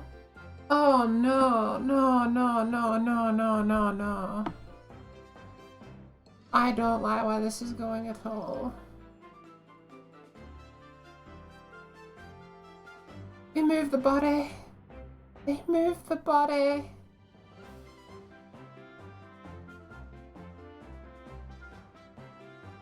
Just thought about it, they've moved the body. No.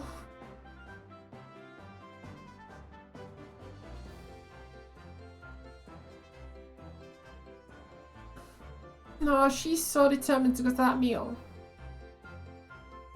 They moved the body. They moved it. No. I bet I'm right. I bet I'm right. Notice how they're putting so much emphasis on, oh yeah, this is our patrol route. If it happened on the other side of the road, it would have been our problem. And then he's just given us this. Any crimes fall under the jurisdiction of the beat in which they are discovered. When a crime is discovered on his beat, a policeman must assist with the initial investigation and help detectives. I bet I'm right. Do you know what I think? I think it was the good Lord's way of rewarding my Rowley for all his hard work. Don't you think so, my darling?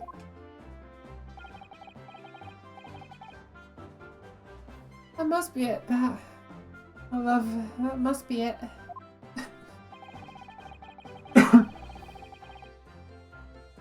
I think perhaps we should make sure we have that information officially on record. Leave it to me, Mr. Naruhodo. I'll take care of it immediately. I love how she can still read our mind. The blue writing is our thoughts.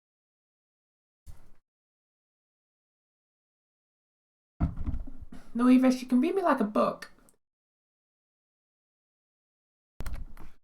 Or something else. Maybe we have this like link. Now it's my turn, I think.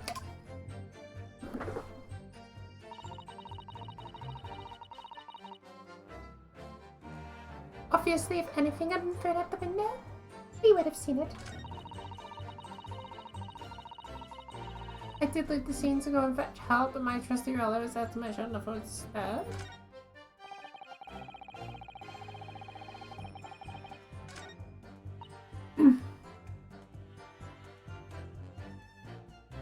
Press this one. She might slip up.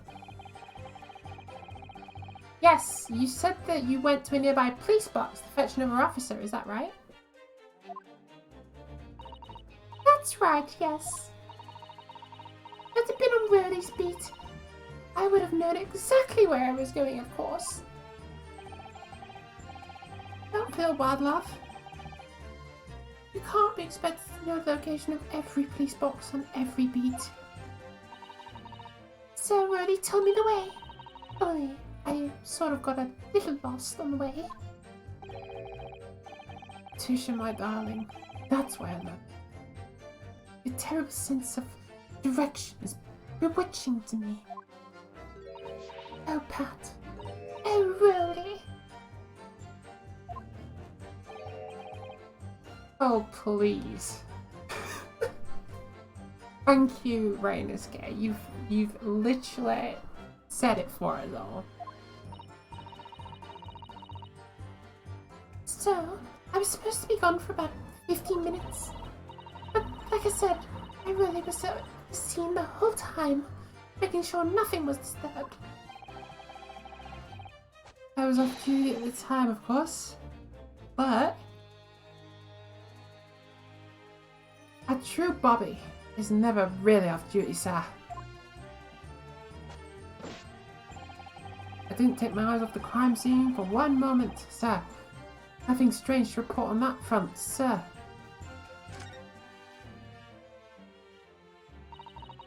I'm so sorry, Mr. Naruhodo. I had no right to speak out.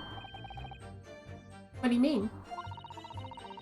I requested the cross-examination of Mrs. Garrett D without consulting you, even if the judge did deny me.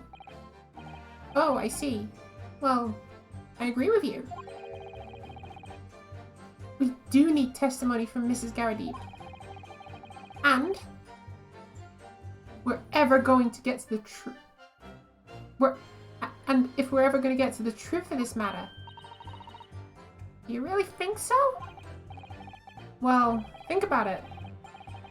No matter how far it is across the road, or how that window opens, Mrs. Garrity's book found its way to the scene of the crime somehow, didn't it? You're right. And then there was Mrs. Garrity's reaction to me showing her the knife. The woman's hiding something. I'm sure of it. You're right again.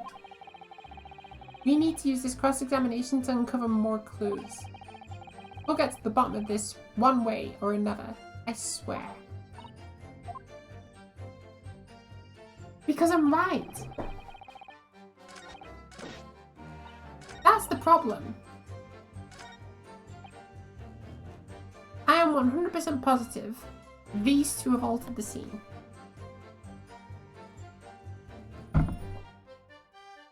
And it's either that or somebody else has altered the scene while he was asleep. Hold it! Nothing to report. That's correct, sir. I had my eyes wide open the entire time. Never looked away for a second.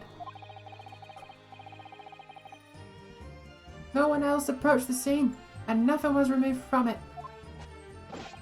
I can swear on the odds on a sir. Really? That seems a little strange. Beg your pardon, sir. Strange, sir. Seems alright, altogether regular to me. This burnt copy of The Lion's Pride was originally in the Garradeep household. The question remains, how did it find its way onto the hand of the victim? Into the hand of the victim? Can you shed any light on that as you were at the scene of the crime the entire time?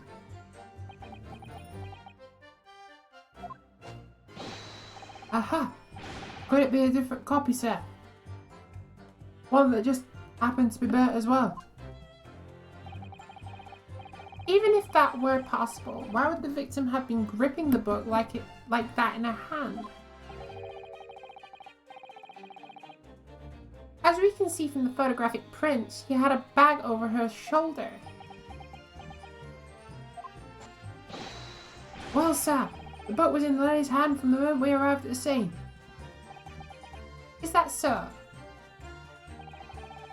There's something about this statement that's not sitting right with me. The two mysteries of how the knife ended up in her back and how the book ended up in her hand. There must be some common thread between them. Can I ask you something, please, Mr. Lawyer, sir? Oh, yes, of course. What is it? You're doubting us, aren't you? I can tell. What? I wasn't really, I mean, what's he doing? He's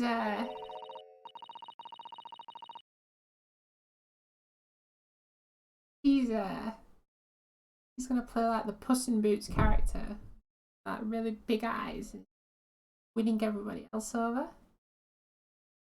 Oh, I'm the bad person because I'm doubting a woman's testimony. Ooh. Yeah, first off, I don't think that worked back then. Second off, you're a terrible person for even trying that. Please, just because... Whoa!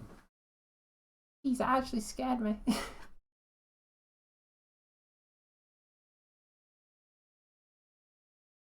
Oh, well, indeed. Hi, Zen of Sing. How are you today? Please, just because I'm a woman, it doesn't make my testimony any less valuable. You might see me as just the wife of a policeman, but I'm a woman of my word, I am.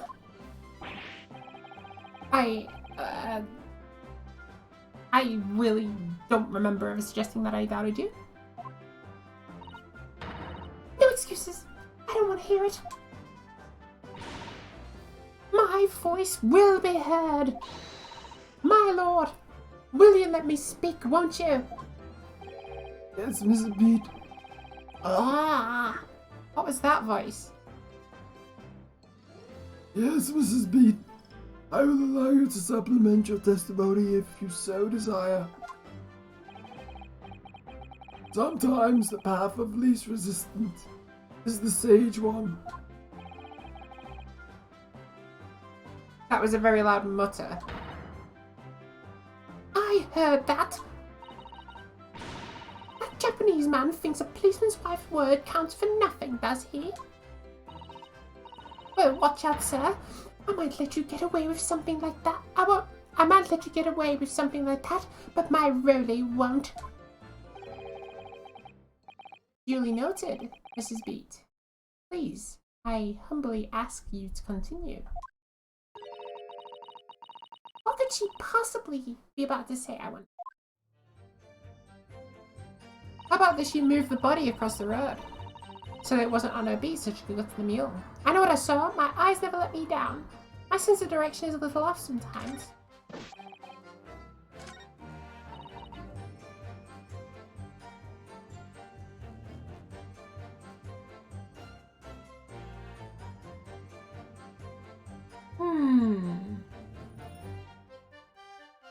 I mean, if that's what she's meaning to say...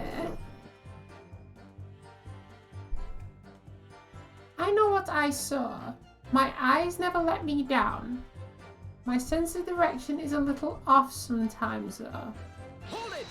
Go on then, explain it. Mrs. B, no one is questioning what you've told us. I saw what I did that evening. I saw it clearly. That little Eastern man with the whiskers and the funny curved back, slinking away from the scene. Ha! And I know what I didn't see as well. I didn't see any flaming books or knives flying through the sky. All very clear. You, also mentioned something about having a poor sense of direction. Oh yes, well, that's a little embarrassing really. I actually I'm always ending up in the wrong place when I've made arrangements to meet Rolly. He gets ever so cross. All together now? Excuse me.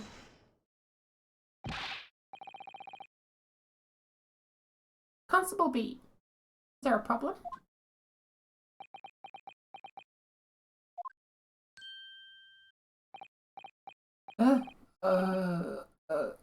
No, sir. No problem, sir. Did your wife's remark just now bring something to mind, perhaps? In a way, sir, yes, sir. I was just remembering that the same thing happened that evening, is all. You mean Mrs. Beat lost her way on the night of the incident? Well, you see, I sent her off to find a police box in the next beat over from mine. But she was gone for a fair bit longer than what I was expecting. I thought she'd be back inside 10 minutes, but my darling was gone for a good 15. Oh, Rolly, you're such a tease. But the reason I was gone so long was because of the bouquet, silly. Bouquet? Sorry, what bouquet are you talking about? Oh, it was a present for our wedding anniversary. Rolly's so romantic. He saved that Fred with farthings and half pennies he found in the gutter while doing his rounds. Yes, how romantic. I'd forgotten all about it until just now. Had you, my darling?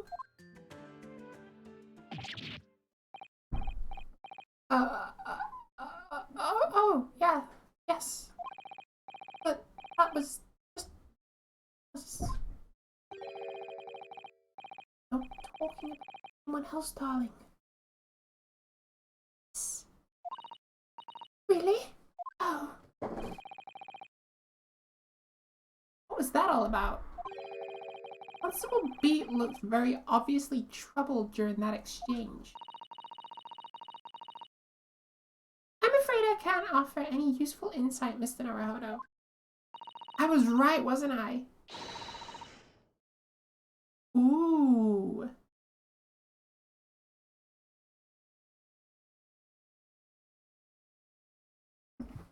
Alright, the plot thickens. But I'm quite sure of one thing. We have to ask Mrs. Beat about the bouquet. Mrs. Beat, this bouquet that you just mentioned. I'd like you to add the details about it to your testimony, please. Oh, really? Yes, I'd love to. He knows. He knows. He knows we're going to question it, and then he's going to absolutely dismiss us again.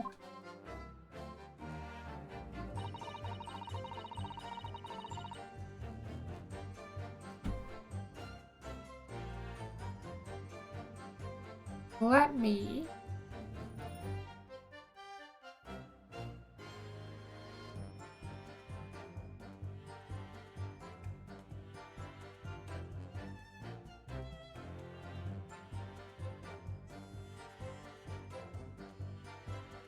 I dropped my bouquet and it I ended up losing my way. Bouquet? A bouquet is flowers, right?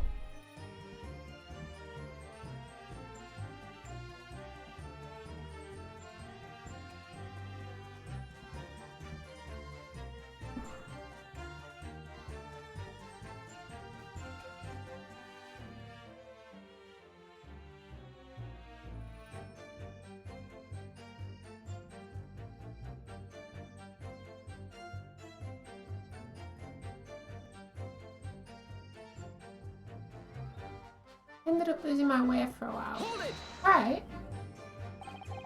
You mean you dropped the bouquet at the scene of the crime? Yes, that's right. Oh, wrong voice. Yes, that's right. Oh, I was so upset. When we ran over and saw it was a woman with a knife in her back. I was so shocked. I dropped the bouquet Rolly gave me. It was in a dark spot. The streetlights weren't casting any light. I didn't notice it first. Ow, me leg. And then you went to the police box to report it to the policeman whose beat it was on. Yes, and I came back to the scene together with the other constable, you see. That's when I spotted my bouquet again. But the funny thing was, when I went to pick it up, it was nowhere near the victim's body at all.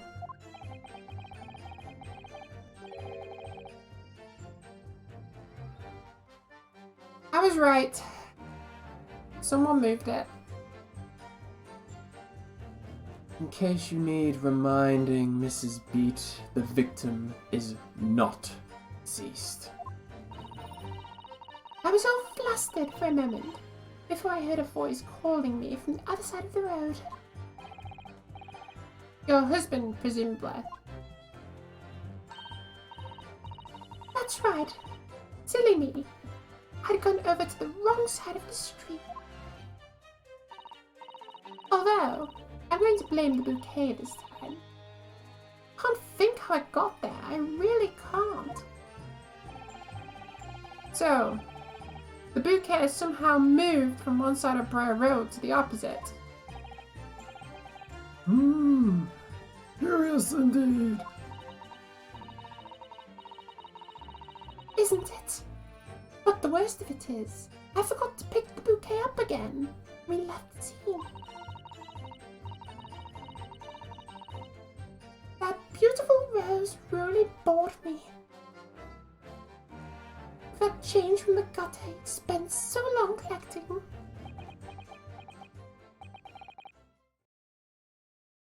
By bouquet, do you perhaps mean this sorry, solitary rose? Oh, yes! Yes, that's it! That's the bouquet Rolly bought me for our anniversary, with odd bits of change he found in the gutter. Maybe just call it a rose. Tell us, Lord Van Sykes, where did you come across this flower? According to the report by the police officer in charge of the crime scene investigation, it was found on the edge of the pavement in front of the Garadeeb household. In front of the Garadeeb household? Although it wasn't noticed until the morning as it lay where the street lamps cast no light. It was believed to be of no relevance to the case, since it was found on the opposite side of the fruit fair. Oh, thank you, sir, thank you. Get back now, please. No, I think for good measure this rose should be added to the court record as evidence. Oh?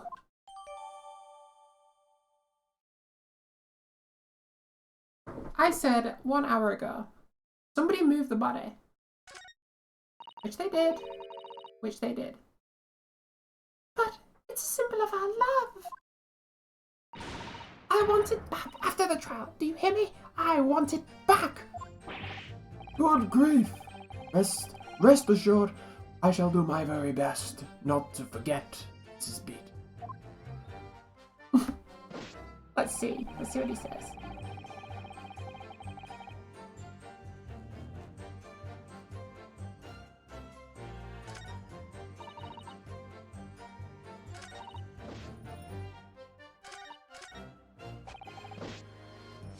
No, he's saying he didn't take it off, right? Thing is,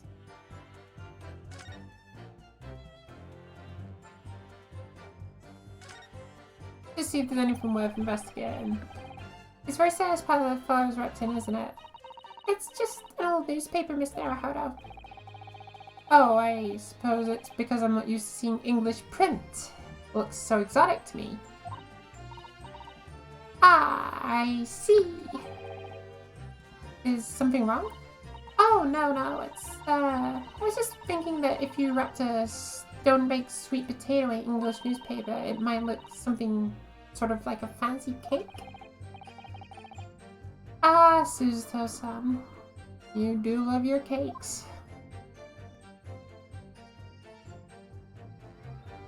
There's nothing abnormal about the flower.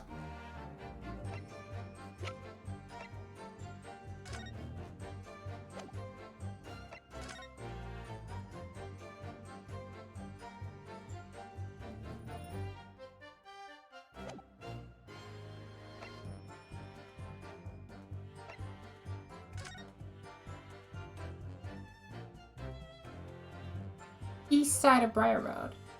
Rolly beat.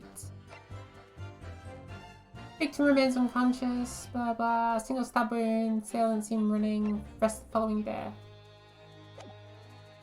So, she was found east side of Briar Road. Everything was on the left side of Briar Road. Or more likely, this side of Briar Road, which was Rolly Beat's beat. Now, if it hit this side of Briar Road, it would be his problem. But it wasn't. It was on the other side of Briar Road, so it was the other investigator's problem. Rolly beat moved the body. Simple as that. I now have the proof for it.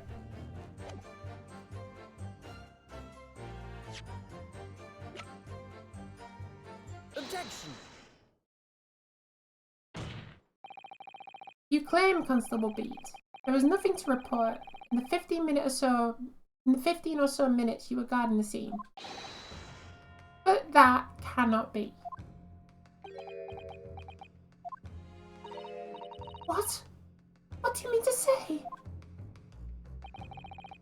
In your testimony just now, Mrs. Beat, you explained to the court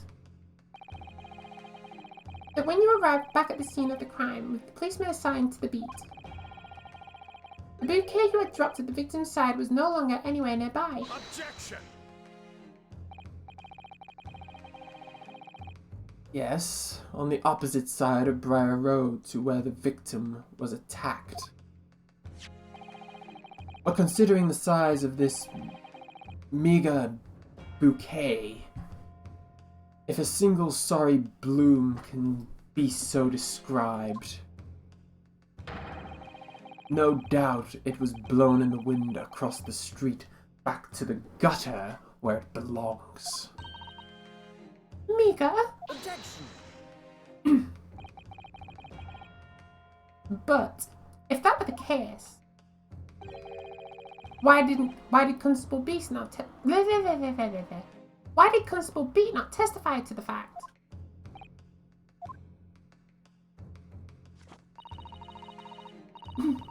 No one else approached the scene, and nothing was removed from it. Constable Beat swore to that on Scotland Yard's honour. But the bouquet belonged to me. It had nothing to do with the case.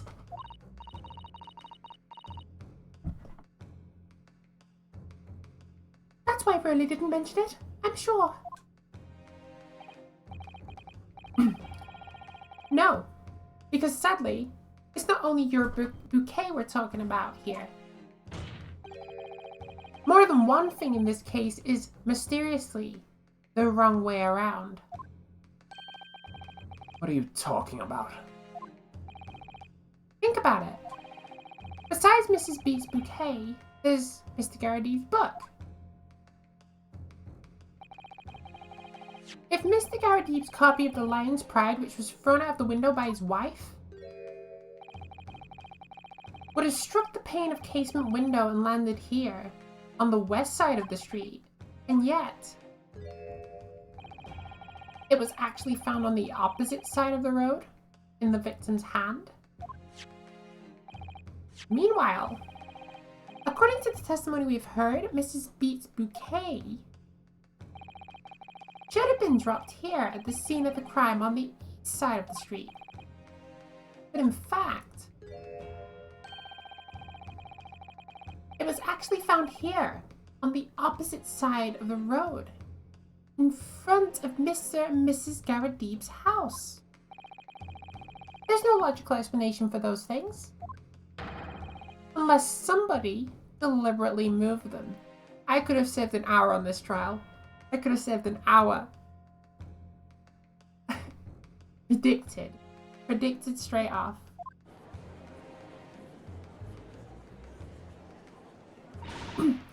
What are you trying to say? The way you're talking, it sounds like you think my Rolly's done something wrong.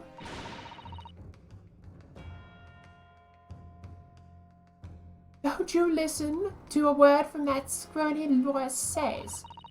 Quivering on my books and bookcase. Why should we care? It's nitpicking. That's what it is. Oh, good. Mrs. Garadeep's come round. You might call it nitpicking, Mrs. Garadeep. But deliberately meddling with the scene of the crime is a criminal offense. It's called tampering, Mr. Naruhodo.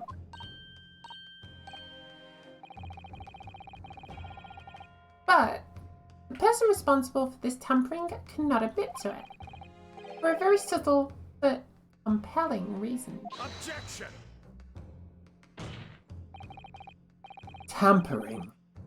You've barely heard the term before. Tell us, my learned friend. Who would have possibly have cause to carry out such an elaborate deception?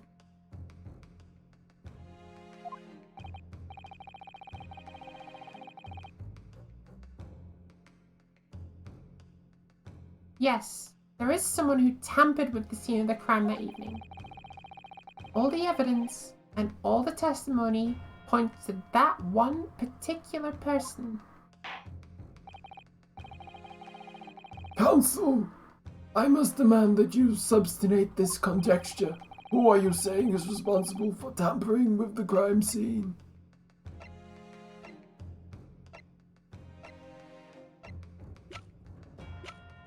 Sherlock Sholmes, pet detective. No. Burly Beat with the funny picture. He's the only person who was watching. He's obviously the only person who could have done it. Take that! Take that! Obviously, there's only one person it could have been. Constable Rolly Beat. It was you. What? A policeman? Member of Scotland Yard? What nonsense! Why would my Rolly do something like that? There's no one straighter than my husband. Now Bobby works more tirelessly for the people of London. Mrs. Beat, you said in your testimony that your husband asked you to go to a nearby police box to fetch the officer on duty. The 15 minutes that you were absent from the scene is the only opportunity anyone had to tamper with it. You're making that up. It's all nonsense. It's all lies. What happened? What about that Japanese man with the whiskers? I bet it was him. He did it. Objection! No. We've quite adamantly proved that it isn't him now. If that were true, Constable B would have seen him do it. Oh. And forgive me for pointing it out, but when you dropped your bouquet, Mrs. B, it was after the defendant had fled the scene. Well... Objection! Ooh. First you make your accusations about the landlord and his wife. Now you incriminate a policeman as well. Oh well? Oh well. I need to find more suitable sounds. Thank you for the redeem. Oh well?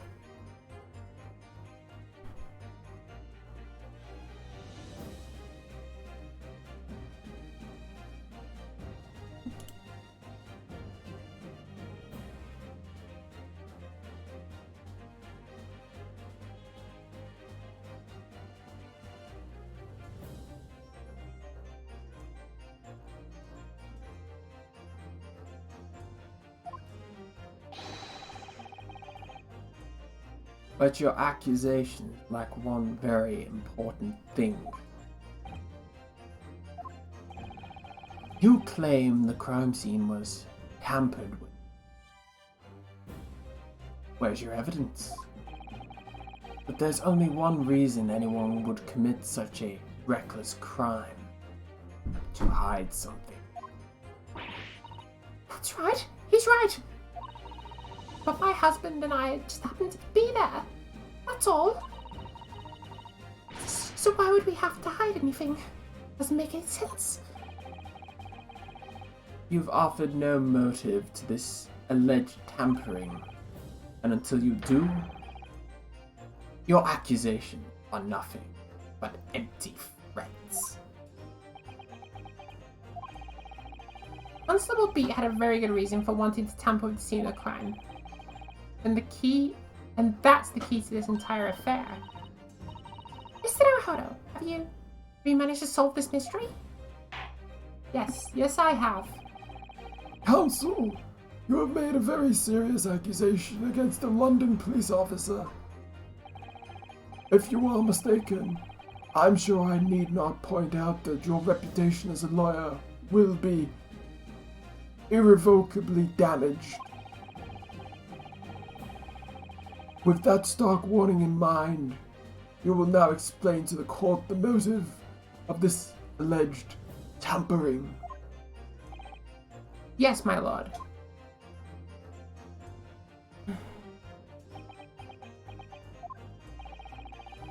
Constable Beat's motive for tampering with the crime scene was to hide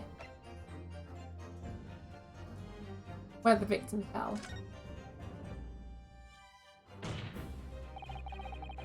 Where the victim fell to the ground. That is what this Bobby had to cover up at all costs. What? Where the victim fell? You mean where she was attacked? What are you talking about? Told you from the very start, didn't we? On the pavement of Briar Road, we saw it happen, remember?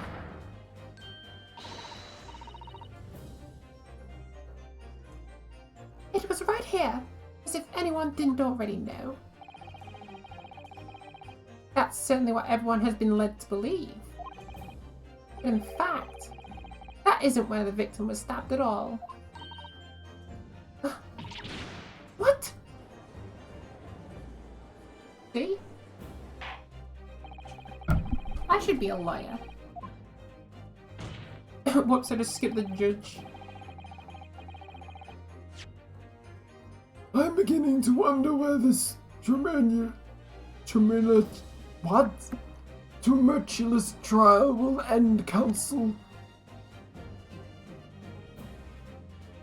If that's your assertion, then the court is dying to know, my Nipponese friend. Where are you proposing the crime actually took place that evening? Take that! But that's... On the opposite side of the road. I don't understand. On the evening in question, Mr. Garadi's book fell directly down onto from the open window above. And your bouquet, Mrs. B, never moved at all. What did move was the scene of the crime itself. Good gracious! Objection! No, there's no objection. Perhaps you haven't been listening to the ample testimony the court has heard. But these witnesses both saw the moment the attack took place.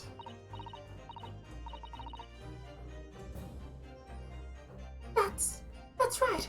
I saw it with my own eyes. It was 5 o'clock in the evening and already dark. There was the typical London fog on the ground. When you saw the incident unfold and ran to the victim's aid? That was actually on the west side of Briar Road.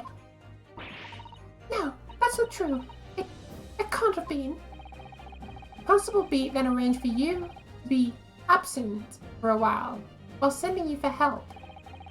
And during the 15 minutes you were away, he transplanted the crime scene. Nice. He moved all the things shown in the print. The victim herself, the 4 books. He moved everything, in fact, to the pavement on the east side of Briar Road.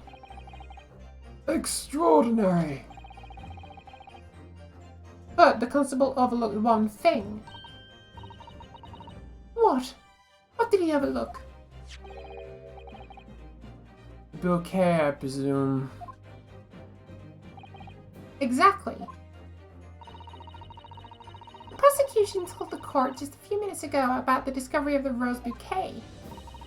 Lord Van Zyke said it wasn't noticed until the morning as it lay where the street lamps cast no light. Yes, it couldn't be seen in the dark, obviously. Which is why it was only the bouquet. It was found in its original position on the pavement on the west side of Briar Road.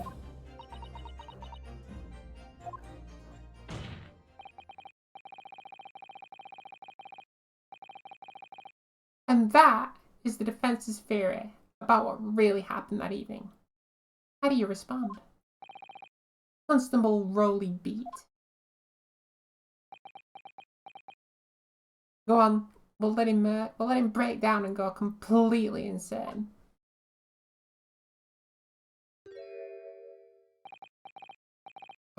Well, I'm, very sorry.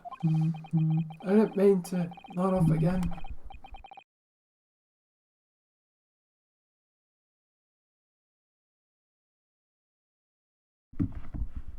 But I haven't slept properly in a month. Did I miss anything important? Oh, Rowley. It isn't true, is it?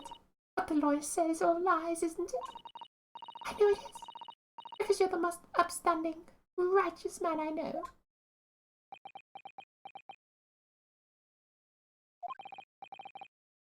I had a dream. A terrible dream. All the things did that night. Everything come out. Everything exposed. Only, it seems, it wasn't a dream. Good golly!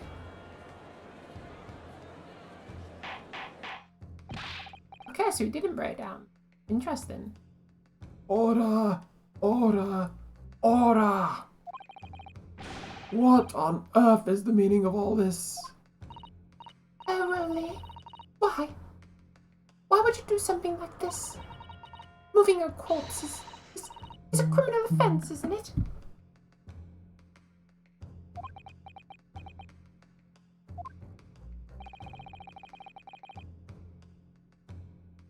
Wishing the victim dead should be one too.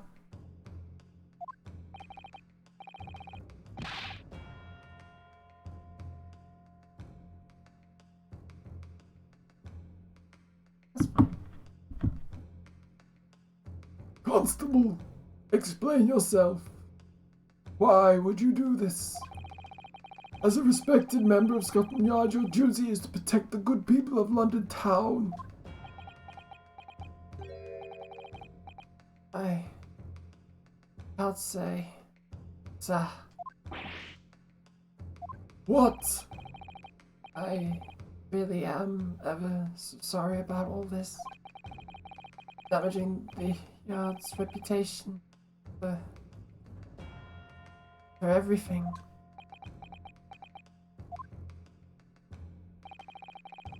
I have a possible explanation for why, on that particular evening, Constable Beat felt compelled to move the scene of the crime. I can think of one reason. What? How could you possibly know? You, a foreigner, presuming an understanding of the mind of a Scotland Yard policeman. And yet, Lord Van Zykes, it is this foreigner who has uncovered a startling truth of the matter thus far. I believe it would be beneficial to the court to hear this extraordinary young lawyer's theory. Counsel for the defense, if you please. Yes, my lord. Now then, I think you better show us some evidence. At once, my lord. England, Japan. It makes no difference where you come from. Human emotions are the same.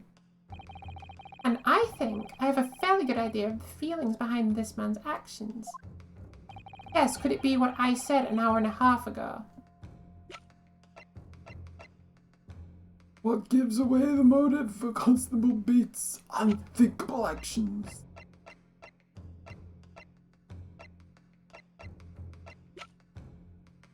The bouquet again. He was going to dinner with his wife. It was on the west side of Briar Road. He wouldn't have been able to do it. Take that! I realise that I'm a foreigner in this land, and that I only have just arrived from Japan. Which is why all this information about London's so-called bobbies are completely new to me.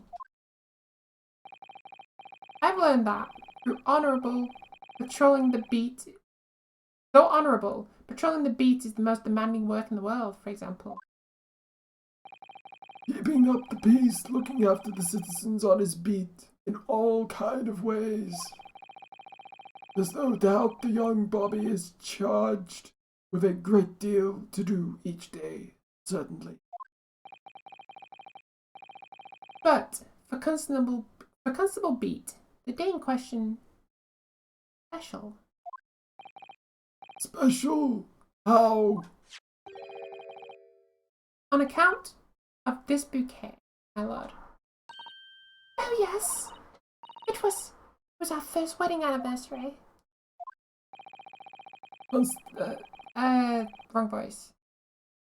Constable Beat had worked hard to be able to afford this simple gift for his wife. And was so looking forward to taking her out for a celebratory meal. When he and Mrs. Beat stumbled upon a crime along Briar Road.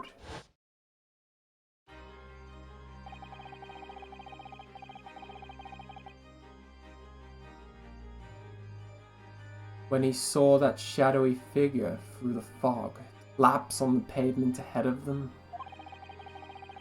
What must have gone through the man's mind?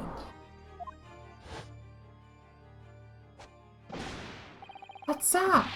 Just on that one particular day, I was looking forward to celebrating my wedding anniversary.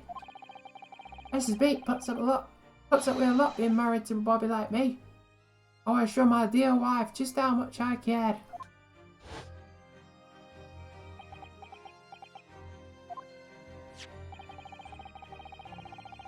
This is the warrant card that Constable Beat offered to lend me earlier. Inside, among the rules of patrolling policemen, it says, when a crime is discovered on his beat, a policeman must assist with the initial investigations and help detectives. Aha! Constable Beat. Is that or is that not the reason why you moved the whole crime scene that day? Yes.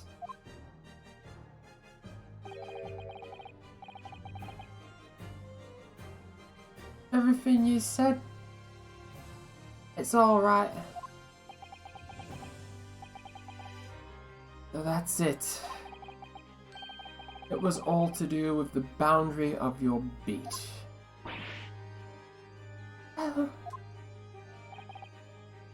Exactly.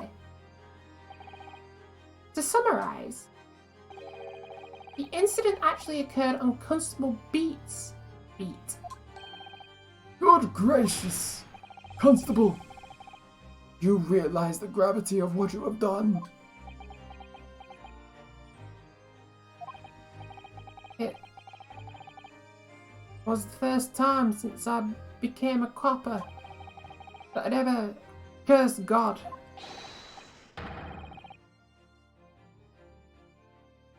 Stay close to me, Pat. Criminal could be lurking somewhere. as we ran over to the scene. I had every intention of doing my duty as a police officer.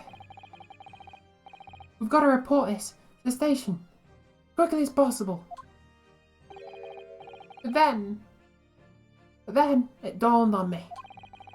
I realised where we were, where the victim was lying, and what that meant for me. When a crime is discovered on his beat, a policeman must assist with the initial investigations and help detectives.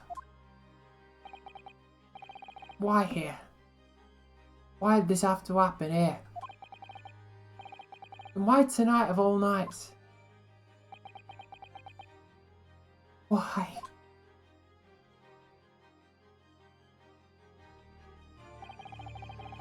It's a copper's job to go and see the crime, so I told Pat she'd have to go to the nearest police box, fetch whoever was on duty. It was then, when I opened my mouth to speak, it just came out. I couldn't believe the words that were coming out my own mouth. This is the next beat to mine, Pat. So you'll have to go to the police box that covers it. Turn right along Meashcombe Street. Then...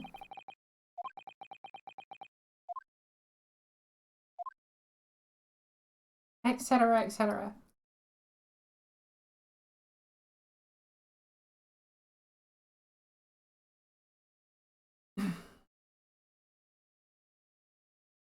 Look, I've got to sympathise with the guy. He's got it rough.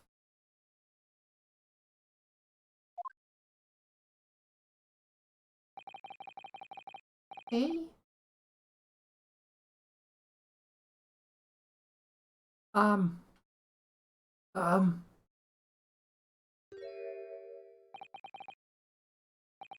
sorry. I'm so sorry. Oh, Constable.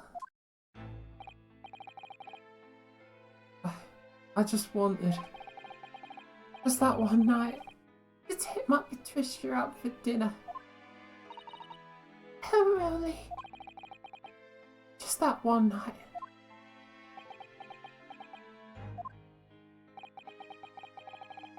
You knew that if the incident was on your beat, your evening of celebration would be ruined.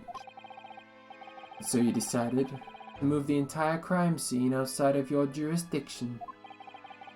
Just across the street, the east pavement of Briar Road, which falls under the neighbouring air.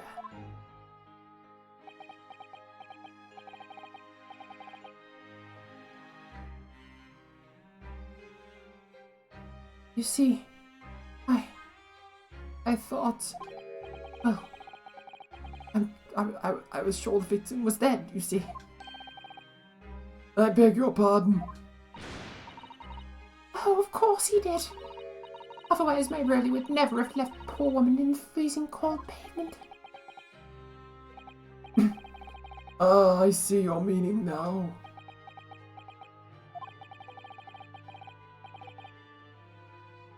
But God got me back from his sins, didn't he? That's why I missed the rose I bought for Pat. Oh no, Rolly. That was all my fault. I should never have dropped it in such a dark place. I'm so sorry, Rolly.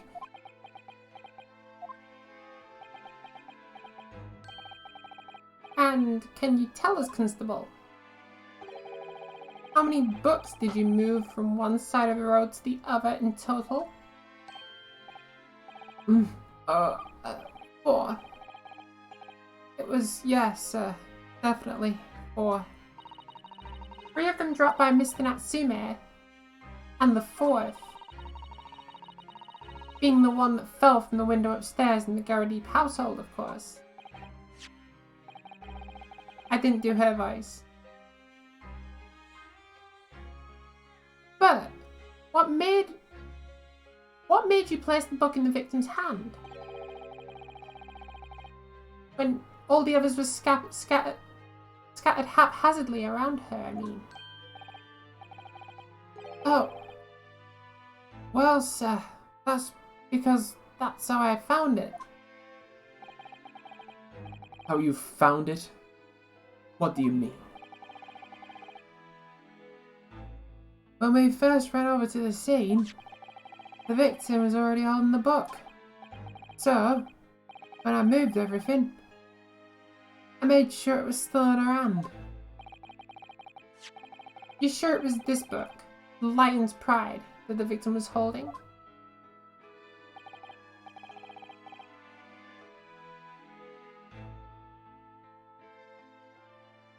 Oh yes, sir.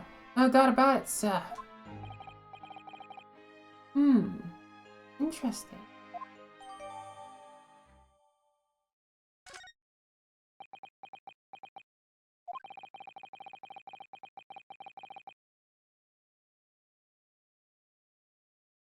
I thought it was an open and shut case at the time, you see. There were only 2 people at the scene, and Pat and me both saw it happen. However, which way you looked at it, it had to be the fellow who ran off and done it. Or so I'd thought. I couldn't see the harm, really. I didn't think moving it at all over the road would make a jot of difference. I suppose this is it for me now. I've had it. My lord? Yes, Lord Van Zykes. I believe that concludes the cross-examination of the witness. Constable, you may withdraw. Yes, sir. Mr. Prosecutor, sir. What would become of May, really? What will happen to him? For now, you are free to go home. The police will contact you, of course. Please, don't punish my husband. This was all my fault. Was it, though? It's because I'm always moaning at him for coming home late.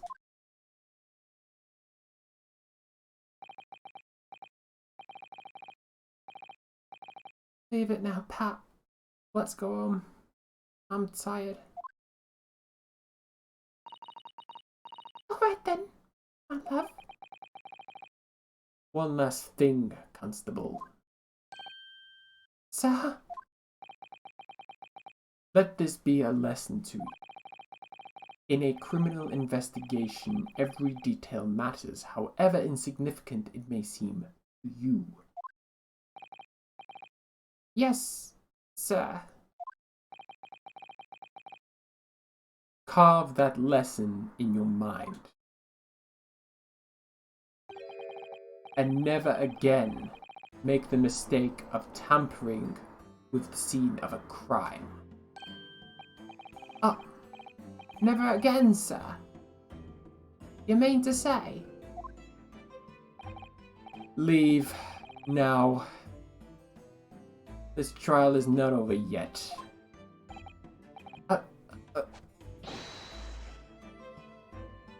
Sir! Von Zykes is a spooky character. He is, but he seems to have a heart because he's actually letting him keep his job.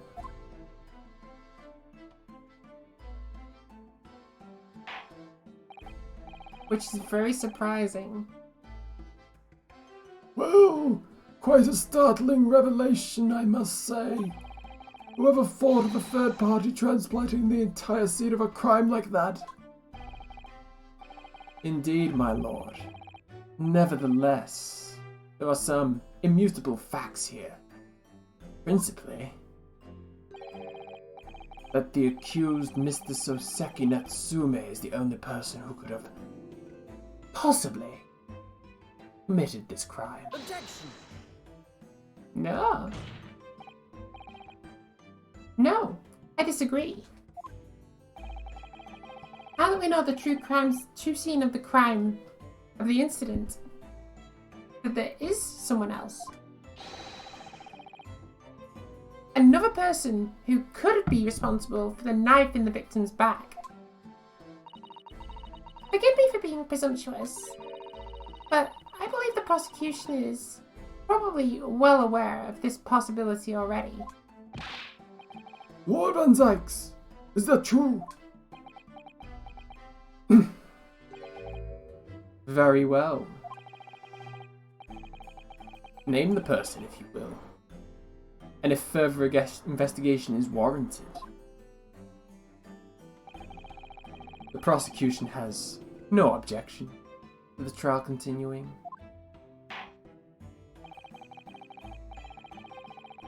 Who will name this other person who could have perpetrated the crime? We don't have it. Her herself? Neither of these two. Definitely not them two. It's neither of these two. These are the good characters.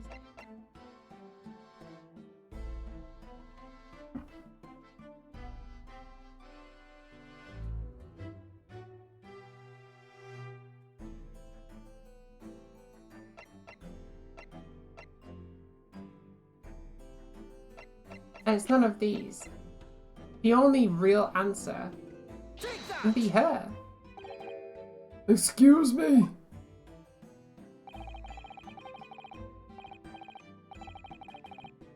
I'm afraid I was unable to hear you, counsel.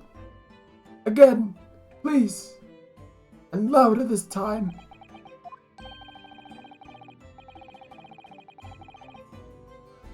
I dare say my learned friend's timid tone is a reflection of the confidence he has in his answer. Ugh. So that's what all this sweat is about, is it? So there is an answer. I thought this was... We've already managed to establish where the victim actually collapsed. I'm sure that means... we must nearly be at the end of the line. The other person who could have perpetrated the crime. We don't have an answer. It's neither of these two. They only altered the crime scene.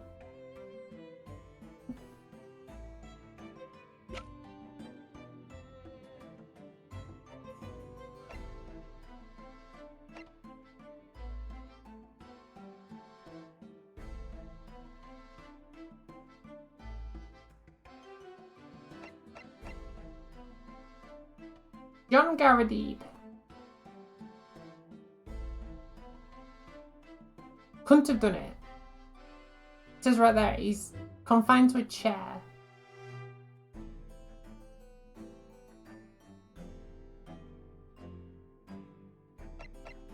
I am definitely not saying it's him.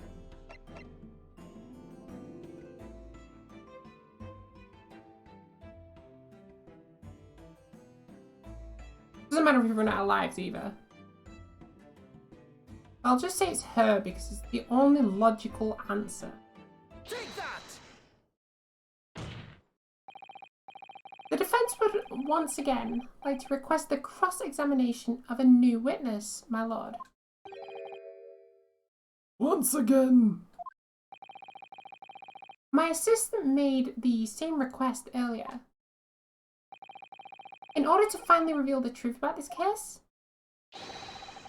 it's imperative that we cross-examine juror number 4, Mrs. Joan Garadib. Susan thought it would be a very large twist. True. Very true. Although it would be very interesting. Surprised we haven't seen her on the court yet. That's usually the way these games go. But then again, we defended ourselves. Me? Me? Oh, dearie me. Objection!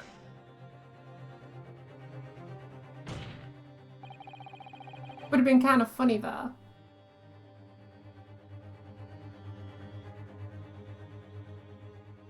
That request has already been denied. Objection! But the situation is very different now.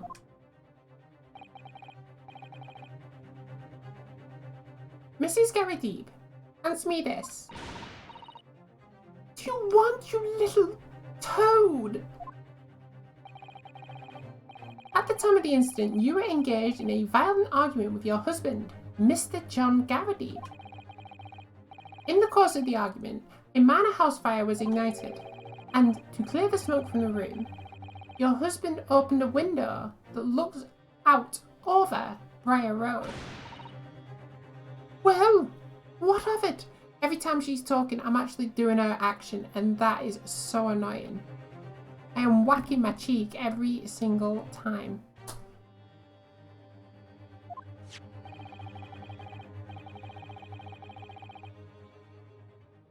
You threw this book at your husband when he was cornered with his back against the window.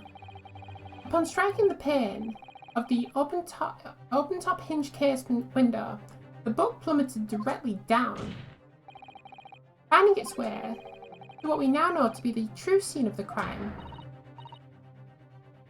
True scene of the incident. I misread.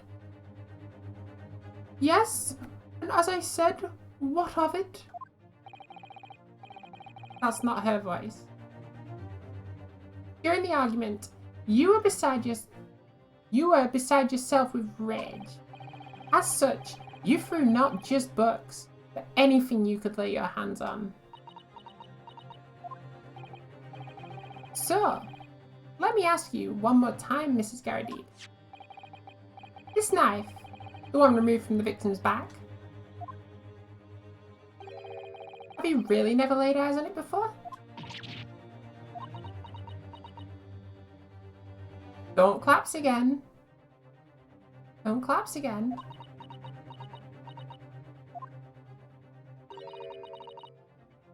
I don't recall. Seriously. Am I supposed to remember everything I pick up and threw at my husband? And anyway, the man over there in all that regalia said members of the jury needn't testify, didn't he? Conveniently, yes. Objection!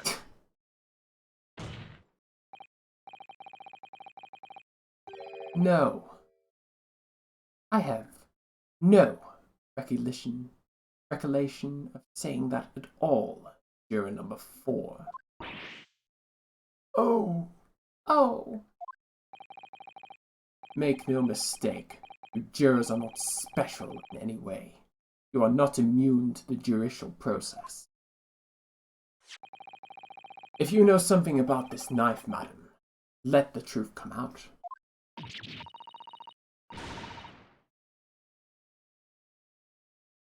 but that was a common or garden knife.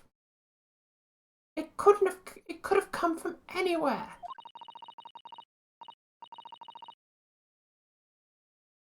I have several like that at home. If one went missing, how would you expect me to know? What's that? Are you joking? what are you saying, please, Mrs. Garrideeb?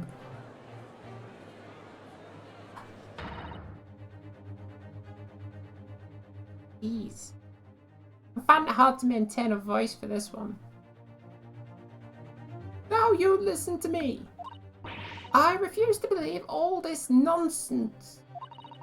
I couldn't bear the thought I injured somebody. You hear? I couldn't bear it.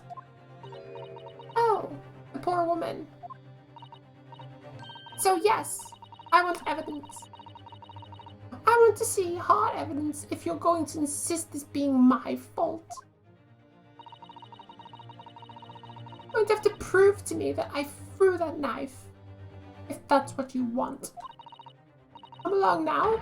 Chop chop. Do your worst.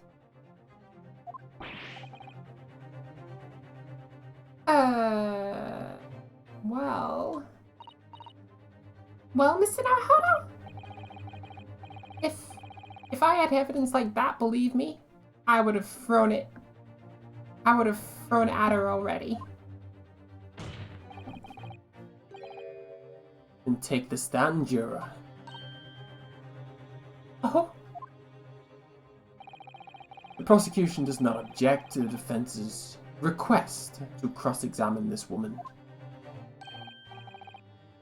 Thank you, Lord Van Zykes. I'm going to have to testify. Juror number 4. As I'm sure you will appreciate having observed it with your own eyes today, witness testimony can lead to the most extraordinary truths being unearthed. Truths of which the witnesses themselves may not even have been aware. Oh, dearie me. So I demand your full and unadulterated testimony, Mrs. Garradine. And mark my words, as court of law today, we shall extract the truth. Do you concur, counsels? Certainly, my lord. Oh, that is what I'm hoping for, my lord.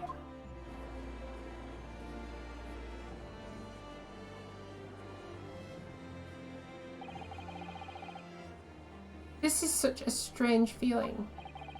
For the first time since arriving in this country, it actually feels real. Oh nice, we're getting like proper shots and things. I'm here in the Old Bailey, and I'm a lawyer.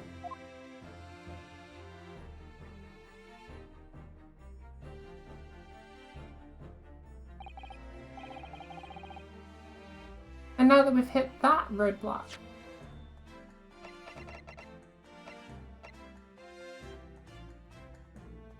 we've hit that time. A time of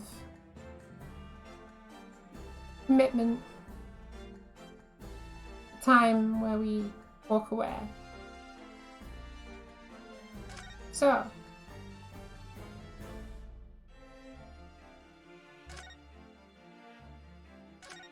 we will journal our adventure for today. But hey ho, we had a time of... I'm gonna see if I can play my lights. Oh right, I can't do that. Yeah, it's fine. I think all art and imagination at some point leads you to think about things that aren't true. Mario Death. And that can be a great It's okay. process for adapting to the world. Where we stop one day, we move on to the next. And where people hide truths, we uncover them. A slow but arduous process, but very rewarding in the end. Artist to push the boundaries of what we're comfortable with Listen to the song, and to make us see things push your boundaries. than we might otherwise see them. Always expect the unexpected.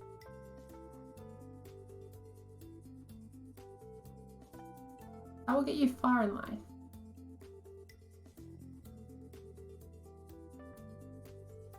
Never let anything stop you, Having art is a cornerstone of and never let anyone tell you otherwise.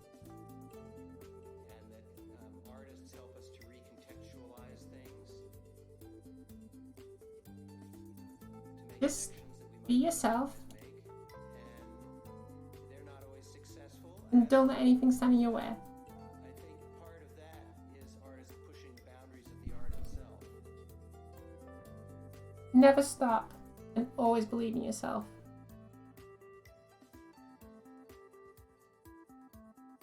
And with that, the end of a wonderful spring.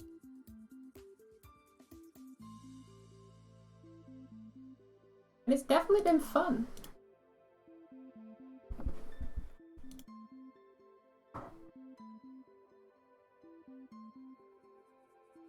Well, let's see if we can brighten someone else's day.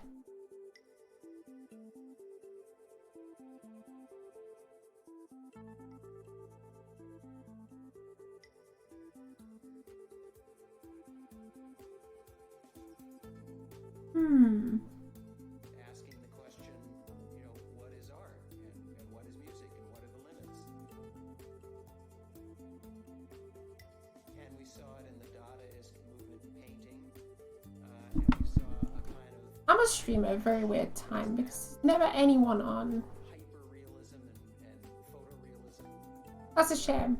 In terms of evolution, I think I'll keep trying to horse people throughout the day. evolved as a question-asking species.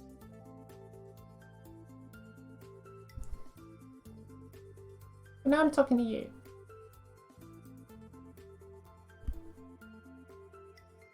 Not that one. What about where it was? And those questions have helped us to do things like harness the power of fire and discover the wheel and Now I'm talking to you. and decode DNA and discover penicillin and all this stuff. And what you get out of that is Something very simple. fine unlistenable, but it's part of the game. Something I want you to do.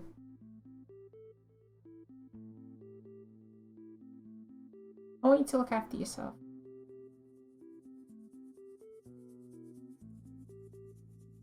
Even if it's just the little things.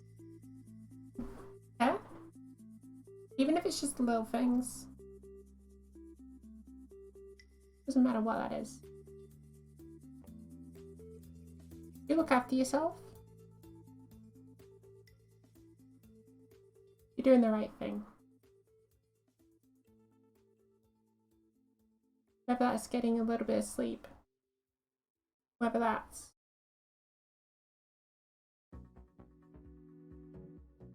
reaching your goals in life.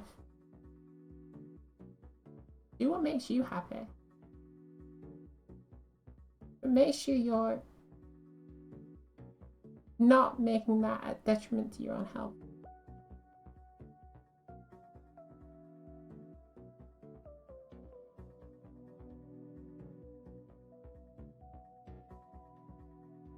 With that, I will shrink myself back down to regular size.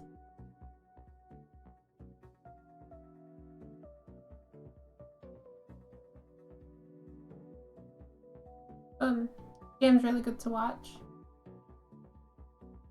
I'm hoping it is.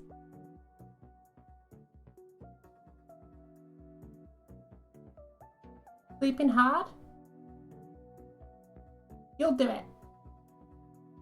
I believe in you. Game's great. And I'm pretty sure eventually it will put you to sleep.